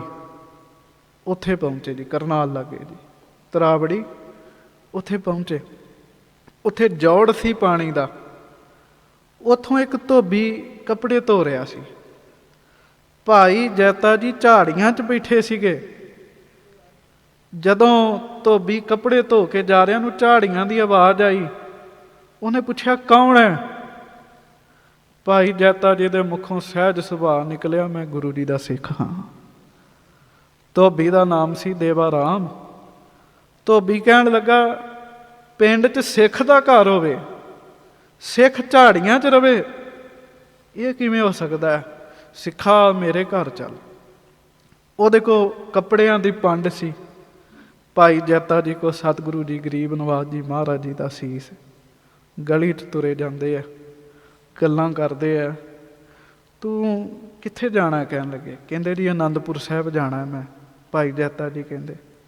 ਭਾਈ ਦੇਵਾ ਰਾਮ ਕਹਿੰਦਾ ਗੁਰੂ ਤੇਗ ਬਹਾਦਰ ਸਾਹਿਬ ਨੂੰ ਅਰਦਾਸ ਕਰੀ ਮੇਰੇ ਵੱਲੋਂ, ਮਹਾਰਾਜ ਦੇਵਾ ਰਾਮ ਧੋਬੀ ਤੁਹਾਨੂੰ ਯਾਦ ਕਰਦਾ ਹੈ। ਸੱਚੇ ਪਾਤਸ਼ਾਹ ਦੇਵਾ ਰਾਮ ਧੋਬੀ ਉਡੀਕਣ ਦਿਆ, ਖੇਸ ਬਣਾ ਕੇ ਰੱਖਿਆ ਤੁਹਾਡੇ ਵਾਸਤੇ, ਕਿਰਪਾ ਕਰਿਓ ਘਰ 'ਚ ਚਰਨ ਪਾਇਓ ਜੀ। ਭਾਈ ਜੈਤਾ ਜੀ ਹੈਰਾਨ ਹੋ ਗਏ। ਮਹਾਰਾਜ ਦਾ ਤਾਂ ਸੀਸ ਵੀ ਰਹਿਮਤਾਂ ਵੰਡ ਰਿਹਾ ਜੀ। ਸਭ ਥਾਈਂ ਹੋਏ ਸਹਾਏ ਹੈ ਨਾ ਮਹਾਰਾਜ। ਉਹ ਕਹਿਣ ਲੱਗੇ ਤੁਸੀਂ ਘਰ ਚੱਲੋ, ਮੈਂ ਦੱਸਦਾ। ਘਰ ਗਏ ਤਾਂ ਉਹਨੇ ਪੰਡ ਰੱਖਤੀ ਕੱਪੜਿਆਂ ਦੀ, ਭਾਈ ਜੈਤਾ ਜੀ ਰੱਖਣ ਦਾ। ਉਹ ਕਹਿੰਦਾ ਇਹ ਕੀ ਕੋਈ ਖਜ਼ਾਨਾ ਤੂੰ ਵੱਖਰਾ ਹੀ ਨਹੀਂ ਕਰਦਾ? ਭਾਈ ਜੈਤਾ ਜੀ ਕਹਿੰਦੇ ਇਹ ਤਾਂ ਉਹ ਖਜ਼ਾਨਾ ਜਿਹੜਾ ਜਿੰਦ ਵਾਰ ਕੇ ਵੀ ਮੈਂ ਕਿਸੇ ਨੂੰ ਦੇ ਨਹੀਂ ਸਕਦਾ, ਇਹ ਬੜਾ ਕੀਮਤੀ ਖਜ਼ਾਨਾ। ਕਹਿੰਦੇ ਫਿਰ ਕੀ ਹੈ? ਤੇ ਭਾਈ ਜੈਤਾ ਜੀ ਕਹਿੰਦੇ ਫਿਰ ਵਿਛਾ ਖੇਸ, ਉਹ ਜਿਹੜਾ ਮਹਾਰਾਜ ਵਾਸਤੇ ਬਣਾਇਆ ਹੀ ਵਿਛਾਇਆ। ਮਹਾਰਾਜ ਜੀ ਦਾ ਸੀਸ ਸੁਭਾਏਮਾਨ ਕੀਤਾ, ਪਰਤਾਂ ਖੋਲੀਆਂ, ਮਹਾਰਾਜ ਜੀ ਦੇ ਸੀਸ ਦੇ ਦਰਸ਼ਨ ਕੀਤੇ। ਦੇਵਾ ਰਾਮ ਤੇ ਉਹਦੀ ਪਤਨੀ ਬੈਰਾਗੀ ਹੋ ਗਏ, ਲੰਮੇ ਪੈ ਕੇ ਡੰਡੌਤ ਕਰਕੇ ਮੱਥਾ ਟੇਕਿਆ। ਮਹਾਰਾਜ ਆਪ ਇਸ ਰੂਪ 'ਚ ਆਓਗੇ ਸਾਡੇ ਘਰ? ਅਸੀਂ ਤਾਂ ਸੋਚਿਆ ਵੀ ਨਹੀਂ ਸੀਗਾ ਇਸ ਰੂਪ 'ਚ ਆਓਗੇ ਮਹਾਰਾਜ। ਸਾਰੀ ਰਾਤ ਕੱਪੜੇ ਦਾ ਚੌਰ ਸਾਹਿਬ ਬਣਾ ਕੇ ਸਤਿਗੁਰੂ ਜੀ ਦੇ ਸੀਸ ਉੱਤੇ ਚੌਰ ਸਾਹਿਬ ਕਰਦੇ ਰਹੇ। ਭਾਈ ਜੈਤਾ ਜੀ ਨੂੰ ਕਹਿੰਦੇ ਕੁਝ ਛਕ ਲਓ। ਕਿੱਥੋਂ ਉੱਥੇ ਅੰਦਰ ਲੰਘਦਾ ਸੀ, ਉੱਥੋਂ ਤੁਰੇ। ਫਿਰ ਸਾਧ ਸੰਗਤ ਜੀ ਅੰਬਾਲੇ ਟਾਂਗਰੀ ਨਦੀ ਦੇ ਲਾਗੇ ਆਏ। ਉੱਥੇ ਜੰਡ ਦਾ ਰੁੱਖ ਸੀ, ਉਸ ਜੰਡ ਦੇ ਖੋਲ ਬਣਿਆ ਸੀ ਇੱਕ। ਉੱਥੇ ਮਹਾਰਾਜ ਦਾ ਸੀਸ ਸੁਭਾਇਮਾਨ ਕੀਤਾ। ਆਪ ਢੋਹ ਲਾ ਕੇ ਥੋੜ੍ਹਾ ਸਮਾਂ ਆਰਾਮ ਕੀਤਾ। ਪੁੱਛਿਆ ਕਿਸੇ ਸਿੱਖ ਦਾ ਘਰ ਹੈ? ਉਹ ਕਹਿੰਦੇ ਜੀ ਇੱਥੇ ਕੈਂਥ ਮਾਜਰੀ 'ਚ ਸਿੱਖਾਂ ਦੇ ਘਰ ਹਨ। ਕੈਂਥ ਮਾਜਰੀ ਪਿੰਡ ਗਏ ਮਹਾਰਾਜ ਦਾ ਸੀਸ ਲੈ ਕੇ ਆਰਾਮ ਕਰਨ ਵਾਸਤੇ। ਉੱਥੇ ਫਿਰ ਭਾਈ ਰਾਮਦੇਵ ਦਾ ਘਰ ਸੀਗਾ ਜੀ। ਉਹਦੇ ਘਰ ਵਿੱਚ ਸੱਚੇ ਪਾਤਸ਼ਾਹ ਜੀ ਦਾ ਸੀਸ ਸੁਭਾਇਮਾਨ ਕੀਤਾ, ਆਰਾਮ ਕੀਤਾ। ਉਹਨੂੰ ਮਹਾਰਾਜ ਦੇ ਦਰਸ਼ਨ ਕਰਾਏ। ਉੱਥੋਂ ਫਿਰ ਨਾਢਾ ਸਾਹਿਬ ਲਾਗੇ ਮਹਾਰਾਜ ਜੀ ਦੇ ਸੀਸ ਦਾ ਵਿਸ਼ਰਾਮ ਉੱਥੇ ਹੋਇਆ। ਉੱਥੋਂ ਫਿਰ ਬਿਬਾਨਗੜ੍ਹ ਸਾਹਿਬ ਪਹੁੰਚੇ ਜੀ। ਉੱਥੇ ਨਾਢਾ ਸਾਹਿਬ ਲਾਗੇ ਦਰਗਾਹੀ ਸ਼ਾਹ ਫਕੀਰ ਸੀ, ਉਹ ਵੀ ਦਰਸ਼ਨਾਂ ਨੂੰ ਉਡੀਕਦਾ ਸੀ। ਉਹਨੂੰ ਵੀ ਦਰਸ਼ਨ ਕਰਾਏ, ਉਹ ਵੀ ਨਿਹਾਲ ਹੋਇਆ। ਮਹਾਰਾਜ ਸੱਚੇ ਪਾਤਸ਼ਾਹ ਜੀ ਦਾ ਸੀਸ ਵੀ ਰਹਿਮਤਾਂ ਵਰਸਾਉਂਦਾ ਗਿਆ ਜੀ। ਜਿੱਥੇ ਜਿੱਥੇ ਸਤਿਗੁਰੂ ਜੀ ਦਾ ਸੀਸ ਲੰਘਿਆ ਨਾ, ਉੱਥੇ ਉੱਥੇ ਗੁਰਦੁਆਰਾ ਸਾਹਿਬ ਬਣੇ ਆ। ਸੀਸ ਗੰਜ ਸਾਹਿਬ। ਗੰਜ ਪਤਾ ਕਿਹਨੂੰ ਕਹਿੰਦੇ ਆ? ਗੰਜ ਕਹਿੰਦੇ ਤੇ ਖਜ਼ਾਨੇ ਨੂੰ। ਹਰ ਅਸਥਾਨ ਦਾ ਨਾਮ ਗੁਰਦੁਆਰਾ ਸੀਸ ਗੰਜ ਸਾਹਿਬ ਹੈ। ਇੱਥੋਂ ਤੱਕ ਜਿੱਥੇ ਮਹਾਰਾਜ ਜੀ ਨੇ ਕਾਰਨ ਵਰਤਾਇਆ ਦਿੱਲੀ 'ਚ ਚਾਂਦਨੀ ਚੌਂਕ 'ਚ, ਉੱਥੇ ਵੀ ਸੀਸ ਗੰਜ ਸਾਹਿਬ ਹੀ ਹੈ ਜੀ। ਗੰਜ ਦਾ ਅਰਥ ਹੈ ਖਜ਼ਾਨਾ। ਚੇਤਾ ਰੱਖਿਓ, ਜਿੱਥੋਂ ਜਿੱਥੋਂ ਸਤਿਗੁਰੂ ਜੀ ਦਾ ਸੀਸ ਲੰਘਿਆ, ਮਹਾਰਾਜ ਆਪਣੇ ਸਿੱਖਾਂ ਵਾਸਤੇ ਸਦਾ ਵਾਸਤੇ ਉੱਥੇ ਖਜ਼ਾਨਾ ਰੱਖ ਕੇ ਸਦਾ ਹੀ ਰਹਿਮਤਾਂ ਵਰਤਣਗੀਆਂ ਜੀ, ਸਦਾ ਹੀ ਉੱਥੇ ਬਖਸ਼ਿਸ਼ਾਂ ਵਰਤਣਗੀਆਂ। ਭਾਈ ਜੈਤਾ ਜੀ ਬਿਬਾਨਗੜ੍ਹ ਸਾਹਿਬ ਗੁਰਦੁਆਰਾ ਸਾਹਿਬ ਬਣਿਆ, ਕੀਰਤਪੁਰ ਸਾਹਿਬ। ਜਦੋਂ ਜਾਓ ਉੱਥੇ ਨਮਸਕਾਰ ਕਰਿਓ। ਉੱਥੇ ਸੀਸ ਰੱਖਿਆ। ਫੁਰਨਾ ਹੋਏਗਾ ਵੀ ਵੱਡੇ ਸਤਿਗੁਰਾਂ ਦੇ ਵੀ ਸਰੀਰਾਂ ਦੀਆਂ ਕਿਰਿਆਵਾਂ ਇੱਥੇ ਹੋਈਆਂ। ਹੋ ਸਕਦਾ ਹੈ ਮਹਾਰਾਜ ਜੀ ਦੇ ਸੀਸ ਦਾ ਸੰਸਕਾਰ ਇੱਥੇ ਹੋਵੇ। ਖਬਰ ਪਹੁੰਚੀ ਗੁਰੂ ਗੋਬਿੰਦ ਸਿੰਘ ਸਾਹਿਬ ਜੀ ਕੋਲ। ਮਹਾਰਾਜ ਫਿਰ ਆਪ ਆਏ, ਪਾਲਕੀ ਸਾਹਿਬ ਲਈ, ਚੌਰ ਸਾਹਿਬ ਲਿਆ। ਮਹਾਰਾਜ ਜੀ ਨੇ ਫਿਰ ਸੀਸ ਪਾਲਕੀ ਸਾਹਿਬ 'ਚ ਸੁਭਾਇਮਾਨ ਕੀਤਾ। ਨਗਰ ਕੀਰਤਨ ਦੇ ਰੂਪ ਵਿੱਚ ਸਤਿਗੁਰਾਂ ਦੇ ਸੀਸ ਨੂੰ ਅਨੰਦਪੁਰ ਸਾਹਿਬ ਲੈ ਕੇ ਆਏ ਜੀ। ਭਾਈ ਜੈਤਾ ਜੀ ਨੇ ਬਿਬਾਨਗੜ੍ਹ ਸਭ ਤੋਂ ਮਗਰ ਬੈਠੇ ਸੀ। ਮਹਾਰਾਜ ਨੇ ਸੀਸ ਦੇ ਦਰਸ਼ਨ ਕਰਕੇ ਪੁੱਛਿਆ, ਜੈਤਾ ਭਾਈ ਕਿੱਥੇ ਆ? ਕਹਿੰਦੇ ਜੀ ਪਿੱਛੇ। ਮਹਾਰਾਜ ਨੇ ਅੱਗੇ ਸੱਦਿਆ। ਮਹਾਰਾਜ ਕਹਿੰਦੇ ਜਿਵੇਂ ਪਿਤਾ ਦੇ ਸਰੀਰ ਨੂੰ ਪੁੱਤ ਸਾਂਭਦਾ, ਤੁਸੀਂ ਗੁਰੂ ਤੇਗ ਬਹਾਦਰ ਸਾਹਿਬ ਪਿਤਾ ਸਤਿਗੁਰੂ ਜੀ ਦੇ ਸੀਸ ਨੂੰ ਉਂਝ ਸਾਂਭਿਆ ਜਿਵੇਂ ਗੁਰੂ ਤੇਗ ਬਹਾਦਰ ਸਾਹਿਬ ਦਾ ਮੈਂ ਬੇਟਾ, ਉਵੇਂ ਤੁਸੀਂ ਵੀ ਬੇਟੇ ਹੋ। ਰੰਗ ਰੇਟੇ ਗੁਰੂ ਕੇ ਬੇਟੇ, ਮਹਾਰਾਜ ਨੇ ਬਚਨ ਕੀਤਾ ਜੀ। ਮਹਾਰਾਜ ਸੀਸ ਲੈ ਕੇ ਜਦੋਂ ਆਏ ਨਾ ਅਨੰਦਪੁਰ ਸਾਹਿਬ, ਤੇ ਉੱਥੇ ਮਾਤਾ ਨਾਨਕੀ ਜੀ ਨੇ ਦਰਸ਼ਨ ਕੀਤੇ ਜੀ। ਮਾਤਾ ਗੁਜਰੀ ਜੀ ਨੇ ਦਰਸ਼ਨ ਕੀਤੇ। ਮਾਂ ਹੀ ਹੈ। ਮਹਾਰਾਜ ਜੀ ਦੇ ਸੀਸ ਦੀਆਂ ਅੱਖਾਂ ਬੰਦ ਸਨ। ਦਾੜੇ ਵਿੱਚ ਚਿੱਟੇ ਕੇਸ ਨੇ, ਕਾਲਾ ਚਿੱਟਾ ਇਸ ਤਰ੍ਹਾਂ ਦਾ ਦਾੜਾ ਹੈ। ਮਾਤਾ ਜੀ ਨੇ ਮੱਥਾ ਸਾਫ਼ ਕੀਤਾ। ਕਹਿੰਦੇ ਵੇਖੋ ਮਹਾਰਾਜ ਦੇ ਚਿਹਰੇ ਦੀ ਰੌਣਕ ਨੂੰ ਤੇਗ ਵੀ ਦੂਰ ਨਹੀਂ ਕਰ ਸਕੀ। ਕਹਿਣ ਲੱਗੀ ਚਿਹਰੇ ਤੇ ਆਨੰਦ ਸੀ, ਖੇੜਾ ਸੀ। ਵਿਦਵਾਨ ਦੱਸਦੇ ਮਾਤਾ ਗੁਜਰੀ ਜੀ ਨੇ ਦਰਸ਼ਨ ਕਰਕੇ ਕਿਹਾ ਸੀ, ਸਵਾਮੀ ਜੀ ਤੁਹਾਡੀ ਨਿਭ ਗਈ, ਕਿਰਪਾ ਕਰਿਓ ਮੇਰੀ ਵੀ ਨਿਭ ਜਾਵੇ ਜੀ। ਮਹਾਰਾਜ ਜੀ ਨੇ ਫਿਰ ਸੀਸ ਦਾ ਸੰਸਕਾਰ ਕੀਤਾ। ਕੀਤਾ ਕਿੱਥੇ? ਆਪਣੇ ਘਰ ਦੇ ਬਿਲਕੁਲ ਸਾਹਮਣੇ ਜੀ, ਬਿਲਕੁਲ ਸਾਹਮਣੇ। ਉਹਦਾ ਕਾਰਨ ਇਹ ਸੀਗਾ ਕਿ ਮਹਾਰਾਜ ਕਹਿੰਦੇ ਮਾਤਾ ਜੀ ਸਾਹਮਣੇ ਕਰਨਾ। ਜਦੋਂ ਘਰੋਂ ਬਾਹਰ ਨਿਕਲੀਏ ਪਹਿਲਾਂ ਸਤਿਗੁਰੂ ਜੀ ਦੇ ਅਸਥਾਨ ਦੇ ਦਰਸ਼ਨ ਹੋਣਗੇ ਸਾਨੂੰ। ਜਦੋਂ ਘਰ 'ਚ ਆਉਣਾ ਪਹਿਲਾਂ ਅਸਥਾਨ ਦੇ ਦਰਸ਼ਨ ਹੋਣਗੇ। ਬਿਲਕੁਲ ਸਾਹਮਣੇ ਮਹਾਰਾਜ ਨੇ ਭੋਰਾ ਸਾਹਿਬ ਦੇ ਸਾਹਮਣੇ ਸੀਸ ਗੰਜ ਸਾਹਿਬ ਸੱਚੇ ਪਾਤਸ਼ਾਹ ਜੀ ਨੇ ਬਣਾਇਆ। ਅਤੇ ਮਹਾਰਾਜ ਜੀ ਦੇ ਧੜ ਦਾ ਜਿਵੇਂ ਧੜ ਅਗਨ ਭੇਟ ਹੋਇਆ ਨਾ, ਉਹ ਵੀ ਵਿਚਿੱਤਰ ਗੱਲ ਹੈ। ਇੱਕ ਦਿਨ ਮਹਾਰਾਜ ਜੀ ਦਾ ਉੱਥੇ ਧੜ ਪਿਆ ਰਿਹਾ ਸੱਚੇ ਪਾਤਸ਼ਾਹ ਜੀ ਦਾ। ਹਨੇਰੀ ਚੱਲਦੀ ਰਹੀ, ਲਾਗੇ ਸਿਪਾਹੀ ਸਨ। ਲੱਖੀ ਸ਼ਾਹ ਬਣਜਾਰਾ ਦਿੱਲੀ ਦਾ ਸੀਗਾ। ਉਂਝ ਬਣਜਾਰੇ ਥਾਵਾਂ ਬਦਲਦੇ ਰਹਿੰਦੇ, ਜਿਹੜੇ ਹੈ ਹੀ ਬਣਜਾਰੇ। ਲੱਖੀ ਸ਼ਾਹ ਬਣਜਾਰਾ ਕੌਣ ਹੈ? ਇਹ ਭਾਈ ਮਨੀ ਸਿੰਘ ਜੀ ਦੇ ਸਹੁਰਾ ਜੀ ਹਨ ਜੀ। ਲੱਖੀ ਸ਼ਾਹ ਬਣਜਾਰੇ ਦੀ ਬੱਚੀ ਹੈ, ਉਹਦਾ ਨਾਮ ਹੈ ਸੀਤੋ ਬਾਈ। ਸੀਤੋ ਬਾਈ ਜੀ ਦਾ ਵਿਆਹ ਭਾਈ ਮਨੀ ਸਿੰਘ ਜੀ ਨਾਲ ਹੋਇਆ ਜੀ। ਇਹਨਾਂ ਨੇ ਆਪਣੇ ਨਾਲ ਦੇ ਵਣਜਾਰਿਆਂ ਨੂੰ ਵੰਗਾਰਿਆ, ਸਾਡੇ ਸਤਿਗੁਰੂ ਜੀ ਦੀ ਐਡੀ ਵੱਡੀ ਸੇਵਾ ਮਿਲਣੀ ਹੈ ਧੜ ਦੀ, ਸਭ ਕੁਝ ਦਾਅ 'ਤੇ ਲਾ ਦਈਏ। ਲੱਖੀ ਸ਼ਾਹ ਵਣਜਾਰਾ ਆਮ ਬੰਦਾ ਨਹੀਂ ਸੀਗਾ ਜੀ। 100 ਤੋਂ ਵੱਧ ਇਹਦੇ ਗੱਡੇ ਚੱਲਦੇ ਸਨ, ਕਈ ਇਹਦੇ ਬਲਦ ਸਨ। ਇਹਨਾਂ ਨੇ ਫਿਰ ਮਾਹੌਲ ਬਣਾਇਆ।